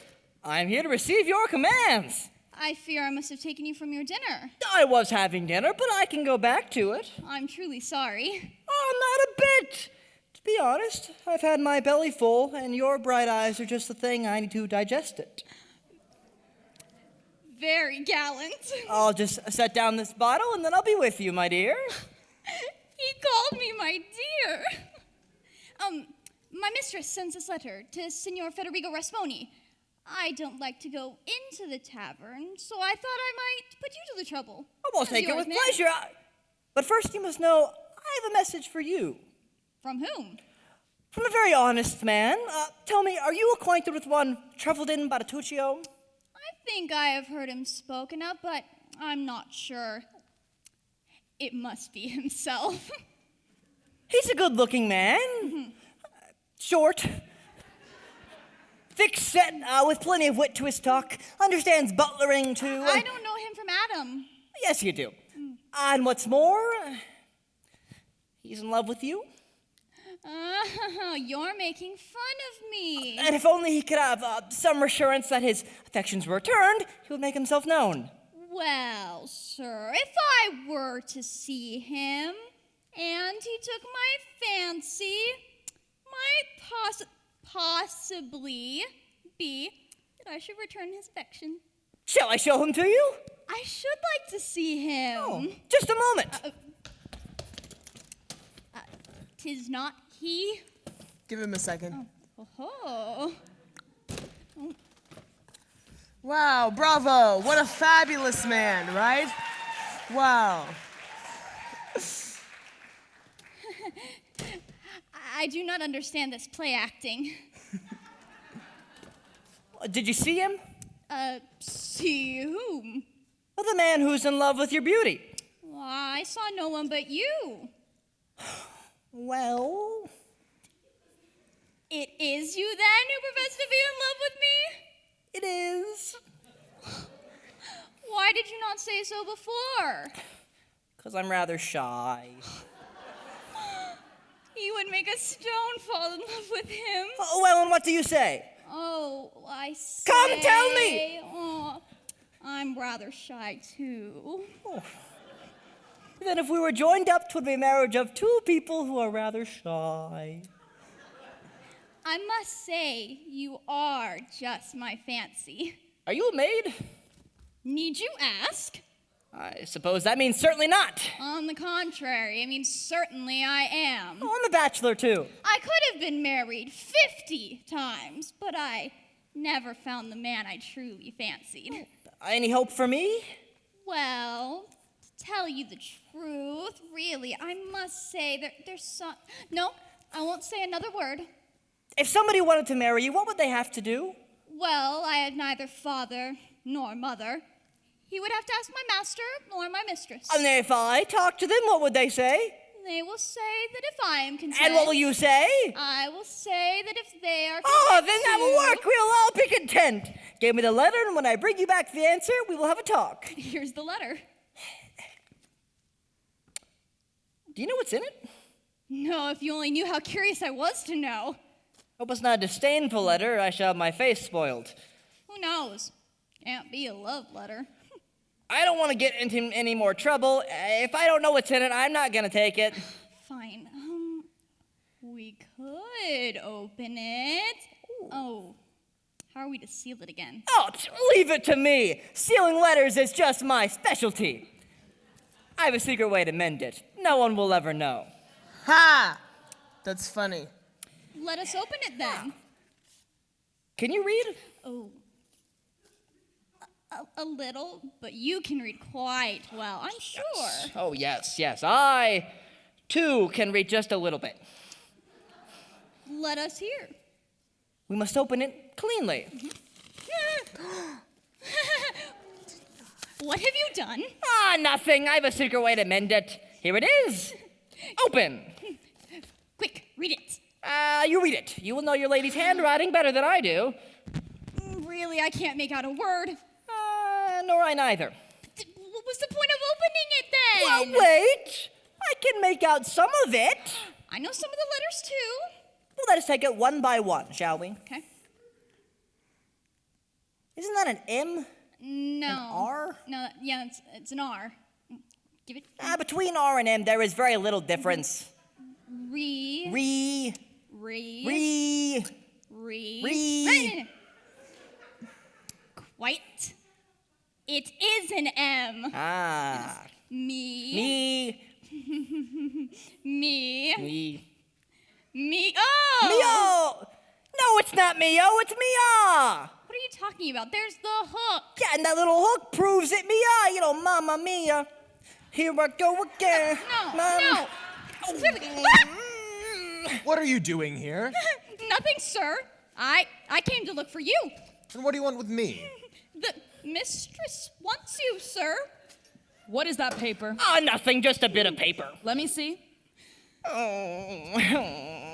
Here, sir.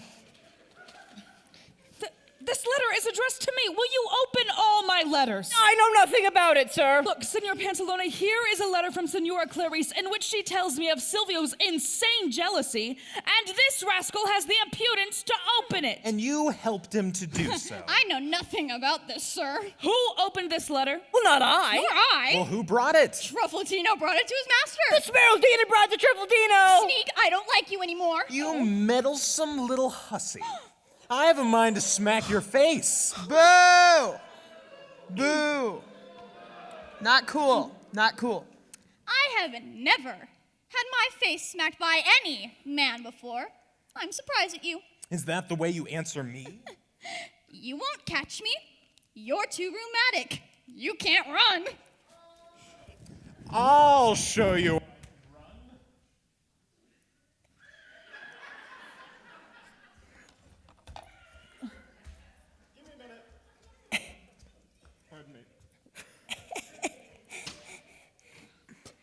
I must find a way out of this. Oh, poor Clarice. She's in despair over Silvio's jealousy. It will be best for me to discover myself and set her mind at rest. I don't think he's looking. I'll try and get away. Where are you off to? Nowhere. Why did you open this letter? It was Smeraldina. I had nothing to do with it. Smeraldina, forsooth, you did it, you rascal. 1 and 1 makes 2. That's the second letter of mine you've opened today. Come here. For mercy's sake. Come here, I say. No, for the love of heaven. Due to CDC recommendations, I am not allowed to touch him.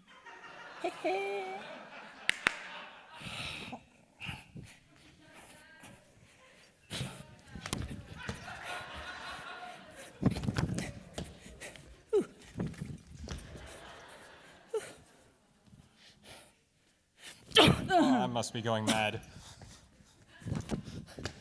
Stop, for mercy's sake. That rascal, learn to open my letters. My blood, my body. Is that the way to treat a poor man? Is that the way to beat a servant? If a gentleman is no good, you can send him away. You don't have to beat him. What was that? I was saying that people have no business to beat other people's servants like that. That is a disrespect to my master. Yes, 'tis an affront put upon me. Tell me, who was you that made you do that? I couldn't say, sir. I do not know him. And why did he make you do that? Because I spat on his shoe. Oh. Pwah! Had you let yourself be beaten like that? Did nothing? Made no attempt to defend yourself? And you exposed your master to insult with perhaps some serious consequences? You fool! You statue poltroon! Since you like to hit yourself, I think I'd like to see what you're made of. Round 2. Ding ding. It's a nice hat. Atta kid, attaboy, keep at it, uppercut, go for the uppercut. Oh, that's nice. Once more in the gut. Oh, that's nice, oh, that's beautiful. Well done, bravo, I love that. Ah, now go and bathe. You smell like Da Vinci's armpit. Don't ask how I know that. Well, there's no mistake. I'm certainly the servant of 2 masters. Certainly both paid me my wages.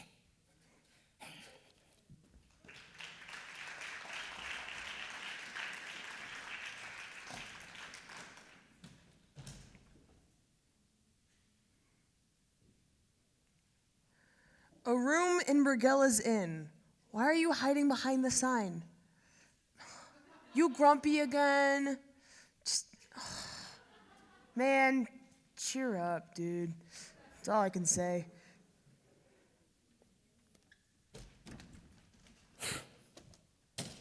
I don't care for my thrashing. I've eaten well, I've dined well, and tonight I shall sup still better.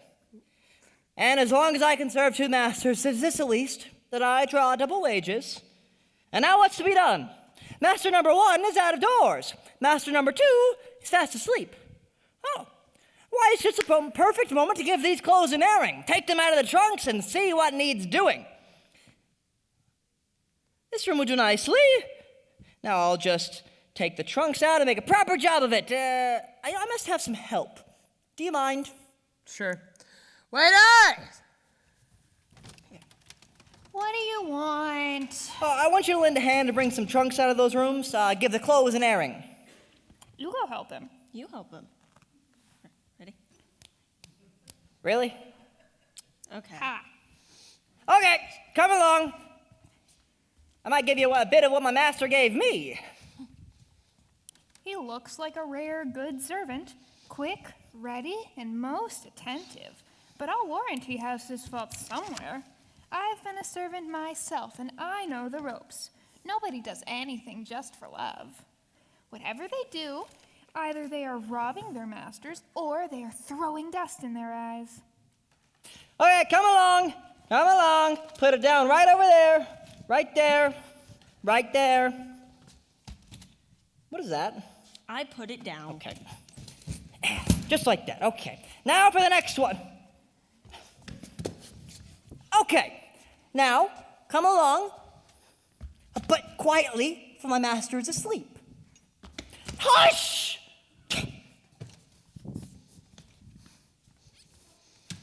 Either he's a real first-rate fellow, or he's a real knave. I never saw anybody wait on two gentlemen at once like that. I shall just keep my eyes open. Maybe under the pretense of waiting on two gentlemen at once, he means to rob them both. Okay, put it down. Right there. Not an inch over. Right there. No. Is this some kind of joke? Are you kidding me? I put it down. Okay. Okay. No. No! No. I'm trying to move the scene along. Okay. Okay. Now, that's done. I don't need any more help. Go on. Off with you to the kitchen. Can I help you? No! Thank you! I can do the work myself. You know, you're a giant for work. It's a marvel to me how you get through it all. Yeah, it's a marvel to me how you get through it all. Now, I'm going to do my work properly in peace and quiet. Now, which key is it? Which trunk does it fit? I don't know. Try that one. This one over here? Mm-hmm. Okay, I'll try that. Hey! It worked! I guessed right at once. I'm the cleverest man on earth. Ha ha! Funny.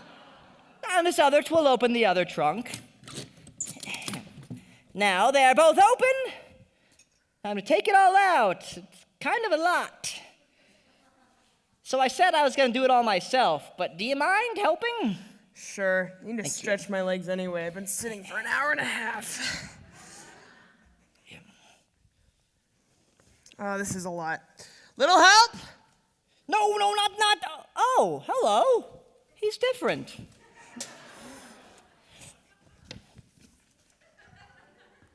Wow. Okay. Yeah, just like that, and maybe this one there. Oh, you know, I like this one. Sometimes they put little, treats or sweets in the pockets. Ooh. Wonder if there's any. Well, that's an interesting picture. What a handsome fellow. He looks just a little bit like my other master. But no, he never wears those clothes, nor that wig neither. Oh, play take him. He's woken up. If he attempts to come out here, he'll see this other trunk and want to know whose it is. Truffledino? I'll put all these things away first, but I don't know which one this jacket goes in, or this book neither. I don't Here know. I say, or do I need to see round 3? I'll fix it all when I come back. I don't know when he leaves. Here I come. I'm coming right now. What the devil are you doing? Pray, sir, didn't you say I was to give these clothes an airing? And this other trunk, whose is that? 'Twill belong to some other gentleman. Could you please give me my blue vest? Oh, yes, sir. Very good, sir. Gotta be in there somewhere. This one, sir. Yes, that's the one. Thank you. Very good, sir. You know, this very vest once belonged to my great uncle Benedict. Oh, neat. Yes, it was a very fine man. What is this? Oh, Lord, I've made a mistake. I put in one pocket what belonged in the jacket of the other. Just the color made me go wrong. This can be no mistake. This is my own portrait, the one I gave to my beloved Beatrice. Oh. Tell me, Truffledino, how did you come by this portrait? It wasn't in my pocket before. Now, what's the answer to that? I don't know. Let me think. Come on out, answer it. How did this portrait get to be in the pocket? Sir, I ask your pardon for a liberty I took, sir, putting the portrait in your jacket, sir. I put it there for safety, for fear I might lose it. And belongs to me. Oh, it does? How did you come by it? My master left it to me. Left it to you? Yes, sir. I had a master who died and left me a few little trifles, all of which I sold, except that portrait. Oh, great heavens. How long has it been since this master of yours died? 'Twill be about about a week ago. I don't know. I make up the first thing that comes to my mind. What was your master's name? I do not know, sir. He lived incognito. Incognito? How long were you in his service? Only a short time, sir. 10 or 12 days. Oh, more and more do I fear it was Beatrice. She escaped a man's trust. She concealed her name. Oh, wretched me if it be true. As he believes it all, I may as well go on with the fairy tale. Tell me, was your master young? Ah, yes, sir. Quite a young gentleman. Without a beard? Without a beard, sir. Oh, was she doubtless. Hoping not in for another thrashing. At least you know where your master came from. Your late master, I apologize. I did know, sir, but I can't now call it to mind. What's he from? Oh, Turin? Ah, Turin it was, sir. Oh, every word he speaks is a thorn thrust in my heart. Tell me, again, Truffaldino, this young gentleman that you speak of from Turin, is he really dead? He is dead indeed, sir. What did he die?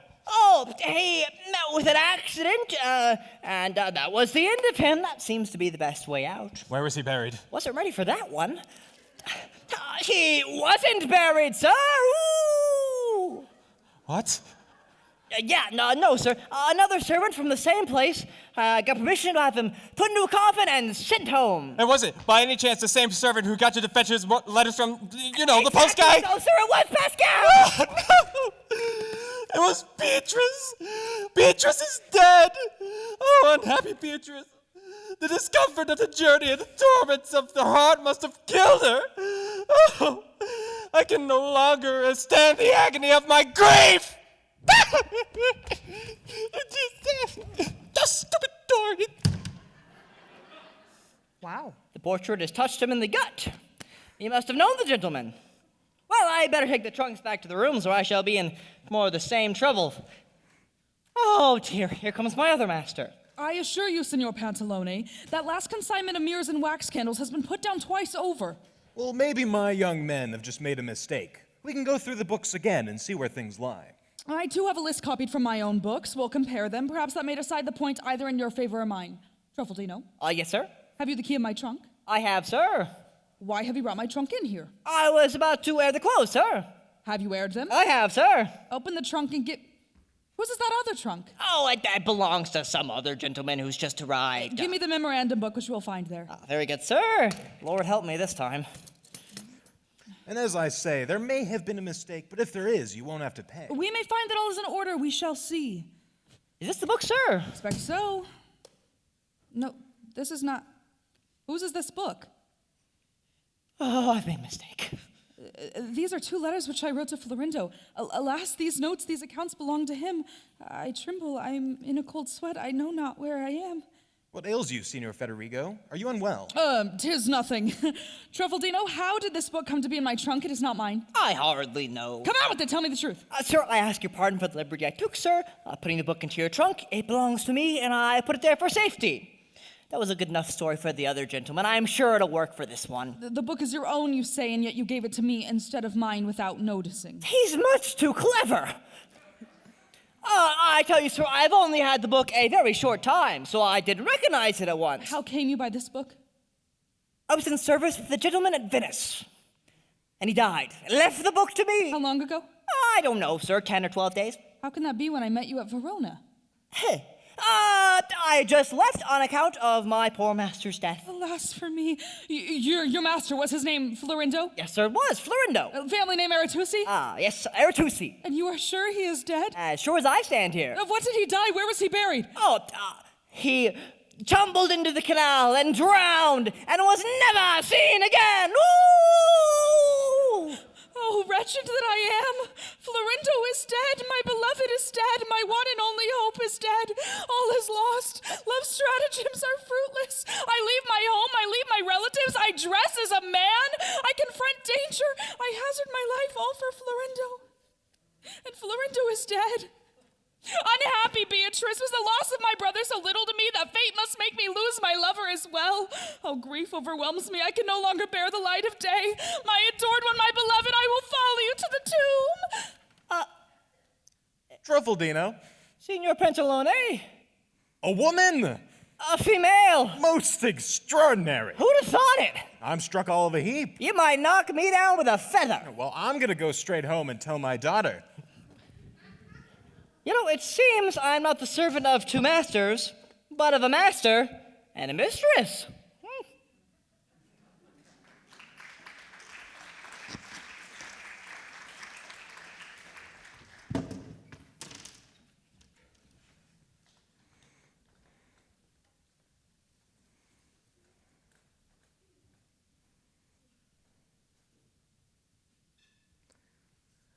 A street in front of Brigella's Inn. No, you have that sideways. You gotta turn it.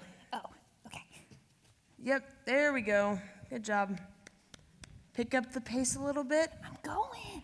Wrong door. It's closer. This doddering old villain, Pantalone, sticks in my gizzard. The more I think about him, the more I abominate him. Oh, good day, my dear doctor. Your servant, sir. I'm surprised you have the effrontery to address me. Oh, I have news for you. Did you know? You're gonna tell me that the marriage has already been performed. I care not a fig if it has. The whole story is untrue. Let me speak, plague take you. Speak on then, pox on you. I should like to give him a good doctoring with my fists. My daughter will marry your son whenever you please. I'm vastly obliged to you. Pray do not put yourself to inconvenience. My son is not prepared to stomach that, sir. You may give her to the Tyrian gentleman. If you knew who the Tyrian gentleman was, you would say quite differently. He may be who he will. Your daughter has been seen with him at hoc sufficient. And this is enough. But 'tis not true that he... I will not hear another word. You won't hear me, it will be worse for you. We shall see for whom will be the worse. My daughter is a girl of unblemished reputation. The devil take you, sir. Well, the devil take you, sir. You disreputable old villain. He's more like a beast than a man. Why, how could I ever tell him that a man was a woman? Not a bit of it. He wouldn't let me speak. But here comes that young lout of a son of his. Now I shall be in for more impertinence. There's Pantalone. I should like to run a sword through his paunch. Signor Silvio, if you will give me leave, I should like to give you a piece of good news. If you will condescend to allow me to speak and not behave like that windmill of a father of yours. What have you to say to me? Pray speak, sir. You must know, sir, that the marriage of my daughter to Signor Federigo has come to nothing. Indeed? Do not deceive me! Oh, 'tis true indeed. And if you are still of your former mind, my daughter is ready to give you her hand. Heavens! Yes! You bring me back from death to life. Well, he's not such a bear as his father. But heavens, how can I clasp to my bosom her who has for so long given her hand to another? I don't want to know about that. But to cut a long story short, Federigo Rasponi has turned into his sister Beatrice. What? I do not understand you. Then you are very thick-headed. The person whom we thought to be Federigo has turned into a woman.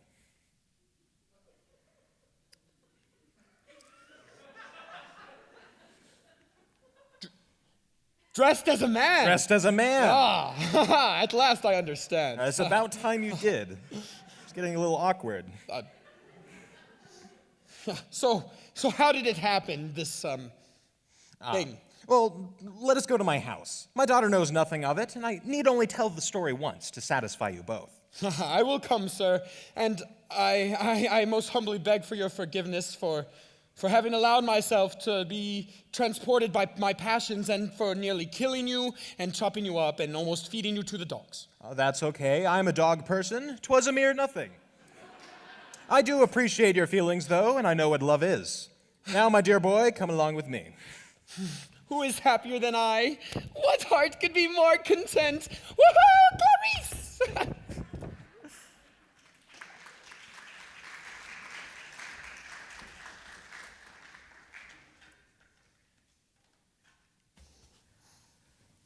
A room in Brigella's Inn. What do you... Let me see the sun. Let me see the sun. Oh, you have it upright. Okay, that's good. That's good. It's a step up from the last person. Whatever. Okay. You may begin. Beatrice and Florendo come out of their room simultaneously. Each holds a sword and is on the point of committing suicide. Brigella is restraining Beatrice, and the waiters are restraining Florendo. They all come forward in such a way that Beatrice and Florendo are unaware of each other's presence. Stop! For pity's sake, leave me alone! This is madness. Oh, go to the devil! You shall not hinder me! Both come forward determined to kill themselves, but then they see each other, recognize each other, and stand dazed. Do my eyes not deceive me? Lorenzo, Beatrice, are you alive? are you two yet living? Oh, Destiny! Oh, my adored one! They embrace.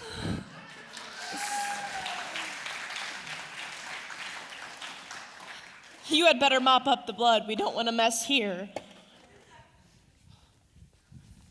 Anyways, I'll pick up the weapons, and I shall not give them back again. That's my sword. Not anymore. So what brought you to an attempt of such an act of madness? The false news of your death. Who told you I was dead? My servant. And mine gave me to believe that you too were dead. And I too, carried away by the same agony of grief, intended to take my life. It was this book caused me to believe the story. That is my book. How did it get in? Oh, now I know, by the same means, no doubt, as the portrait that I found in my coat pocket. It's the one I gave you a turn. Those rascally servants of ours. Heaven only knows what they've been up to. Where are they now, I wonder? Nowhere to be seen. Well, let us find them, and let us confront them. Hello there! You who? Is anybody? Did this happen, like, often? Every time, actually. Okay, yeah, I see. A recurring I got problem. you, I got you. Thank you. Yeah, that'd be great. Hey! Did you call, sir? Where are our servants? I don't know, sir. Shall I send to look for them? Find them at once, and please send them here to us. For myself, I only know one of them. I will ask the waiters. They will know them both.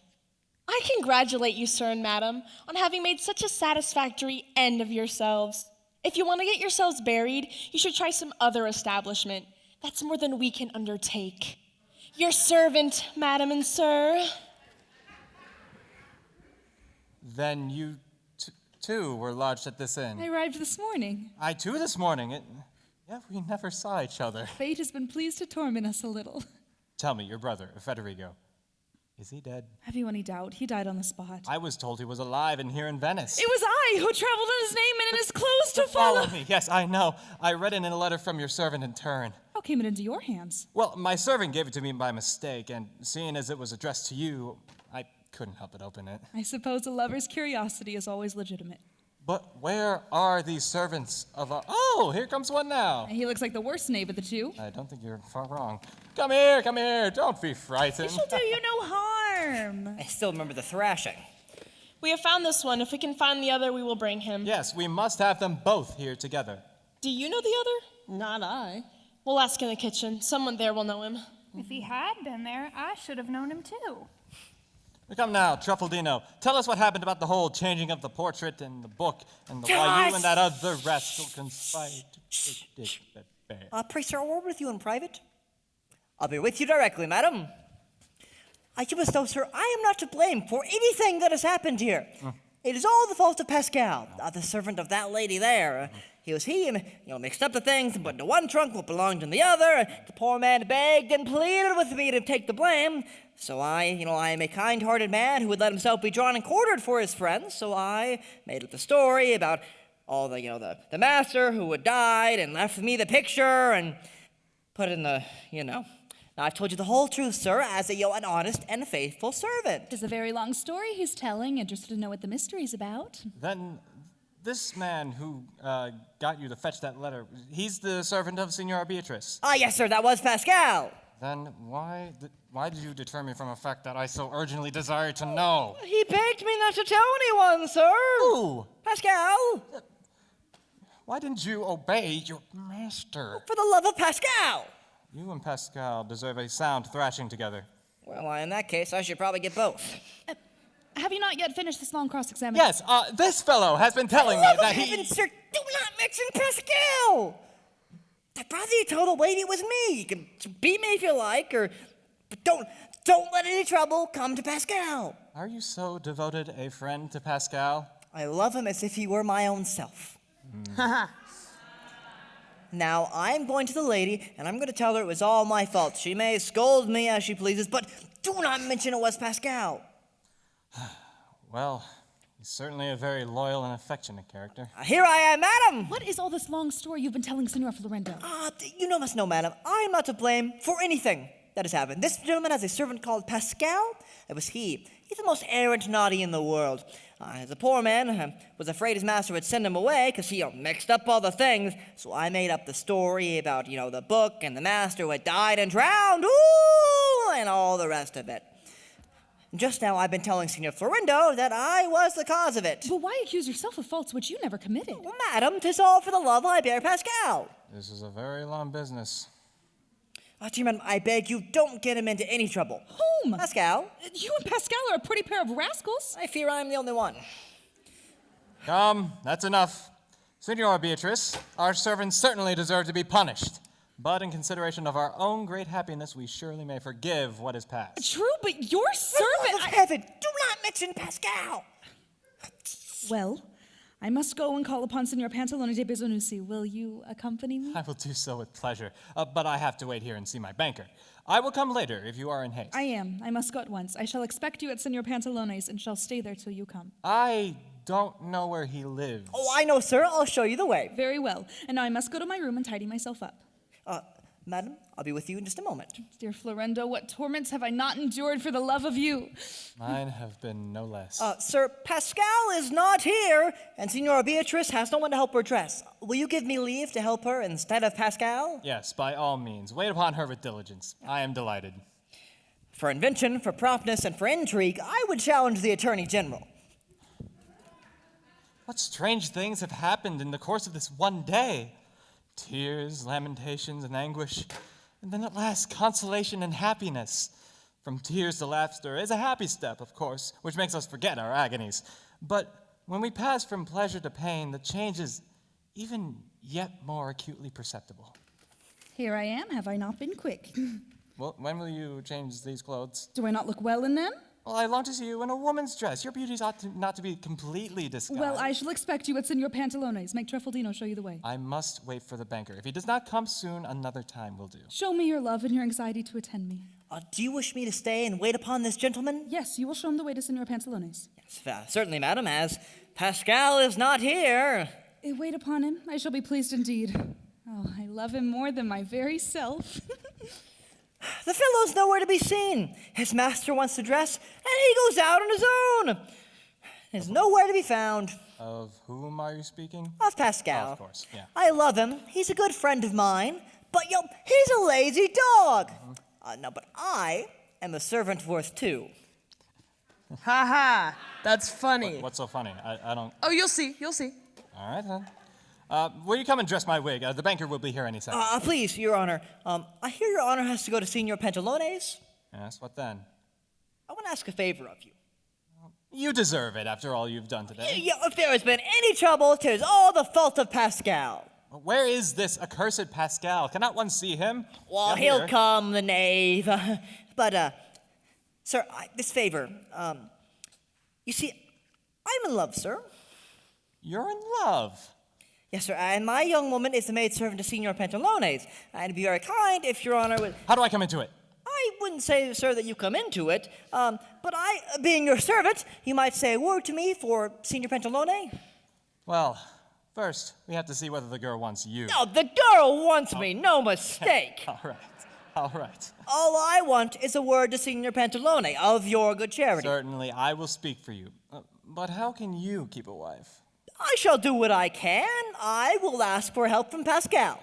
You better ask help from someone with a little more sense. If I don't show sense this time, I'll never show it again.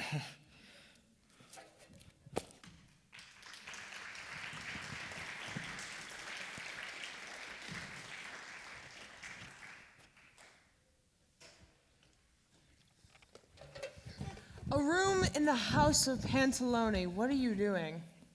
Oh, okay. Okay. Wow. Great. Cool. You've had your moment. Get off the stage. Go.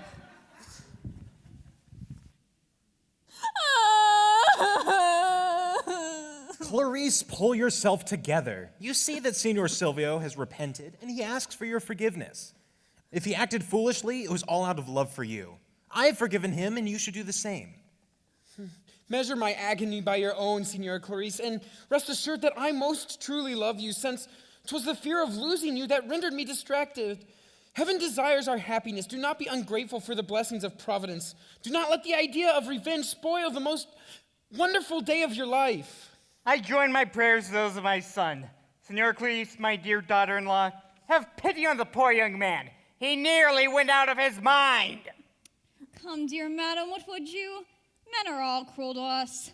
Some more, some less. They demand the most absolute fidelity. On the least shadow of suspicion, they are like to bully us, ill-treat us, and murder us. Well, since you have got to marry one or the other, then someday I say to you as one says to sick people, since you have got to take your nasty medicine, take it.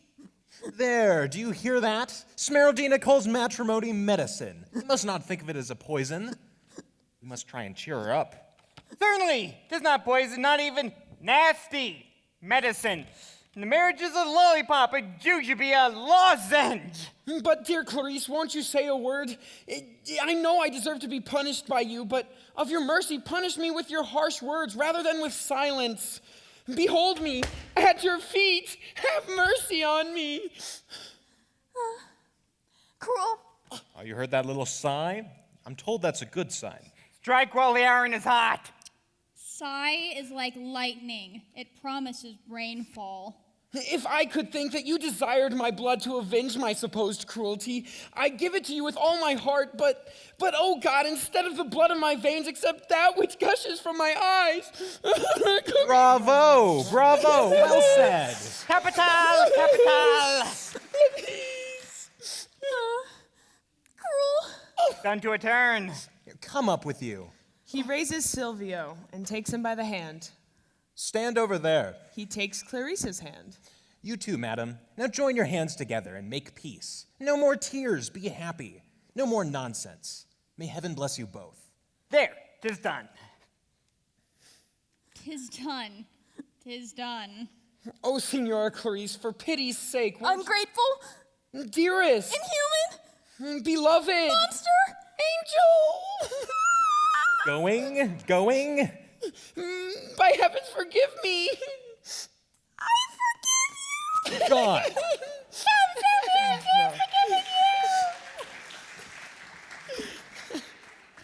The patient is ready. Give her her medicine. By your leave, sir, may I come in? Oh, pray come in, good friend Brigella. 'Twas you, was it not, that told me all these pretty stories? Who assured me that the party was Senor Federigo, huh?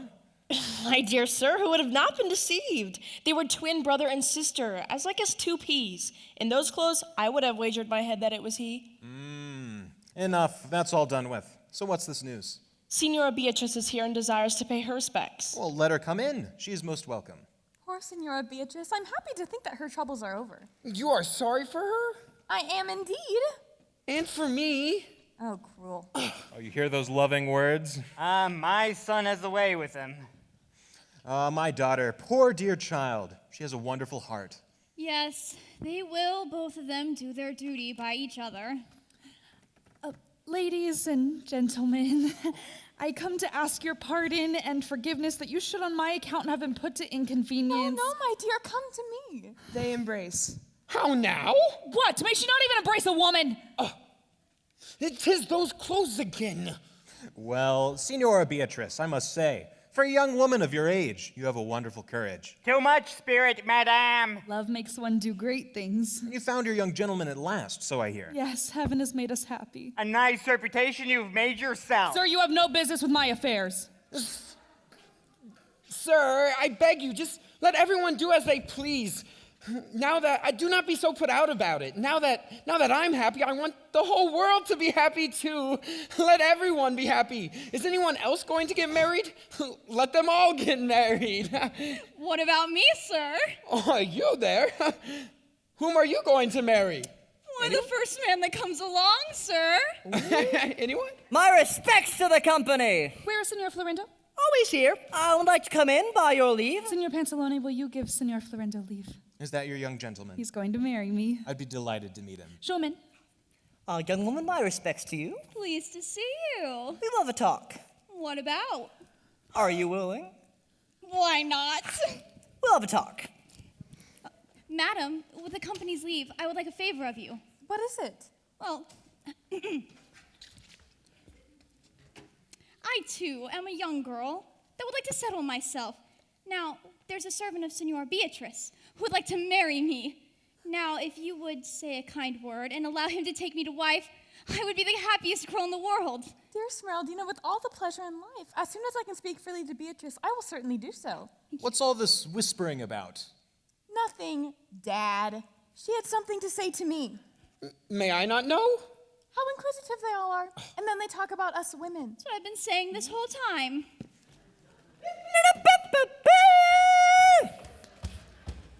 Your most humble servant, ladies and gentlemen. Aha. Are you the master of the house? Oh, yours to command, sir. Give me a second.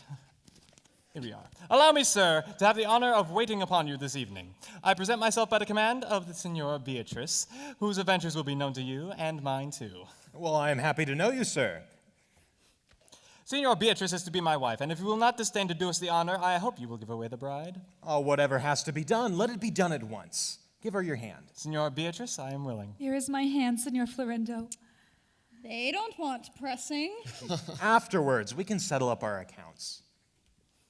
Dear friend, I congratulate you. And I you with all my heart. Sir, do you know me again? Oh, yes, I do. You would have provoked me to a duel. 'Twas to my own disaster. Here is the adversary who disarmed me and nearly killed me. Yeah, and gave you your life too, you might say. 'Tis true. At my entreaty. Oh, 'tis very true. Everything is in order. Everything is settled. The best is yet to come, ladies and gentlemen. And what has yet to come? With your good leave, sir, one word. You remember what you promised me? What? I do not recollect. That you would ask Signor Pantalone for Smeraldina as my wife? Oh, yeah, I do remember, yes. I will do so at once. I too am a poor man who just wants to put himself right with the world. Signor Pantalone, although this is the first occasion on which I have had the honor of knowing you, I make bold to desire a favor of you. Oh, you may command me, sir. I will serve you to the best of my powers. My manservant desires to marry your maid. Have you any objections to giving your consent? Wonderful. Here's another who wants to marry me. Who the devil can he be? Wish I knew him. For my part, I'm agreed. What say you, girl? If I thought he would make a good husband. Is he a good, honest man, the servant of yours? Well, for the short time he has been with me, he has certainly proven himself trusty, and he seems, and I repeat the word seems, to be intelligent. Senor Florindo, you have anticipated me in something I ought to have done. I was to propose the marriage of my maid with the manservant of Senora Beatrice. You have asked her for your servant. I can say no more. Oh, no. Since you earnestly desire this, I withdraw altogether and leave you completely free. Indeed, sir, I could not permit to have my own wishes preferred to yours. Besides, I must admit, I'm not fully authorized. Pray, continue in your proposal. You say so out of courtesy, madam. Signor Pantalone, I withdraw all that I have said. I will not say another word on behalf of my servant. On the contrary, I am absolutely opposed to him marrying her. If your man is not to marry her, no more shall the other man. We must be fair on both sides. Here's the state of things. They pay each other compliments, and meanwhile, I am left without a wife at all. Looks like as if I shall have neither one nor the other. Come, we must settle this somehow. This poor girl wants to get married, so let's give him either to one or the other. Well, not to my man. Nothing shall induce me to Senor Clarice an injustice. Nor will I ever tolerate an injustice to Senor Florindo. Sir, madam, I can settle the matter myself. Signor Florindo, did you not ask Smeraldina for the hand of your servant? I did. Did you not hear me? And you, Signora Clarice, did you not intend Smeraldina to marry the servant of Signora Beatrice? Oh, certainly I was to do so. Good. Then if that is so, Smeraldina, give me your hand. And pray, what right do you have to ask for her hand? Oh, because I am the servant of Signor Florindo. Ha ha. And of Signora Beatrice, too. What? What do you say? Pray, be calm, Signor Florindo. Who asked you to ask Signor Pantalone for Smeraldina? You did? And you, Signor Clarice, whom had you in mind as the intended husband of Smeraldina? Yourself? Ergo, Smeraldina is mine. Signora Beatrice, where's your servant? Why here, Truffaldino, of course. Truffaldino, he is my servant! It's not yours, called Pascal. I thought Pascal was yours. How do you explain this? You rascal. You knave! Yes. Sir, I waited on two masters at once. That was the very trick of it. I took on the job without thinking. 'Tis true. But at any rate, I can boast that nobody would have ever found me out had I not given myself away for love of this girl here. I've done a fine thing, a hard day's work. I dare say I've had my shortcomings. But I hope that in the consideration of the fun of the thing, all of these ladies and gentlemen will forgive me. Have I not been an excellent servant of two masters? No.